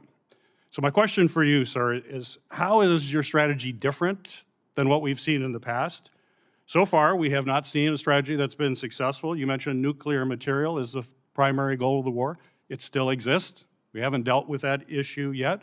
You talk about the destruction of missiles, and yet the missiles that we saw hit recent targets are actually somehow more lethal, more deadly, more maneuverable than what we have seen in the past. So they're obviously improving their munitions. The Strait of Hormuz is still closed, reminding everybody it was open before the war. Prices were lower for everybody until the war, and it still remains closed. And of course, tragically, people, service members, our warfighters, who we care deeply about, are still dying. So what's different? Mr. Hegseth, Secretary Hegseth. I think your characterization of this incredible effort as a failure is reckless. And I think it's irresponsible. And I think it smears the sacrifice of the troops that are out there making on behalf of the American people to ensure that Iran never gets a nuclear weapon. Shame on you and others who call this a quagmire and a failure, and then you want to turn around and say you support the warfighter. Either you do or you don't. Is the nuclear material still there, I can sir? get you a ticket out to CENTCOM and talk to what those Americans are doing and how committed they are to this effort and how they want to ensure that Iran never threatens their families with a nuclear weapon. That's the kind of intensity that our warfighters have about making sure that Iran isn't capable of doing that. Secretary Hegseth, if you listen to my comments, you would have heard me say how amazing our warfighters are. I heard failure. And the word heard, I heard exactly what you said. I will tell you how I use the word failure, because I use the word failure to their leaders. You, sir, are the failure, not the men and women who are on that front line, not the men and women who hold up their honor with distinction. But if there's a lack of a winning strategy, they're in harm's way. Their leaders have failed them. And that's what's happening. We have political leadership. You don't have a strategy. You don't have a long-term plan to actually win this war. Win the war. The men and women are going to be able to do it, but they need to have leadership. When will you show leadership? Of course we have leadership. When will you show leadership? Why don't you show some leadership and stand up to your fellow Democrats who won't fund the troops, who stand and play partisan politics while you don't give us the money? You want to stand up here and talk about the troops? You won't show any political courage to actually fund our department because you have Trump derangement syndrome and can't actually commit to anything meaningful. So I put this on you, Senator. Secretary Hegseth, you have trillions, you have over $1 trillion. You're asking for $1.5 trillion. It's not a question of money. It's a question of leadership and understanding what it takes to actually win. Political cowardice of Democrats who won't fund the troops. Senator's time has expired. This will conclude our hearing. I want to thank our witnesses for being present and the committee for what has certainly been a vigorous discussion. For any senators who wish to submit additional questions for the record, those questions will be due in 7 days on Tuesday, July 28th by 5 p.m. I'm going to ask the Vice Chair if she has any final comments. I do very quickly, and thank you, Chair Collins. This was really an important discussion about the state of this tragic and disastrous war and how we should be spending Americans' tax dollars on families instead of this president's war of choice. Unfortunately, this hearing has done exceptionally little to justify the president's request or to instill confidence that this administration has an exit plan or a strategy to end the war. This war has cost us a lot. The last thing we should be doing is rubber stamping another $70 billion to help Trump keep it going. Thank you, Madam Chair. Well, Vice Chair Murray, I'm compelled to respond to your comments by pointing out that it is the duty of this committee to have a hearing when we have this kind of supplemental request. And I do appreciate I think that your comments was not appropriate. This hearing is now adjourned. Thank you.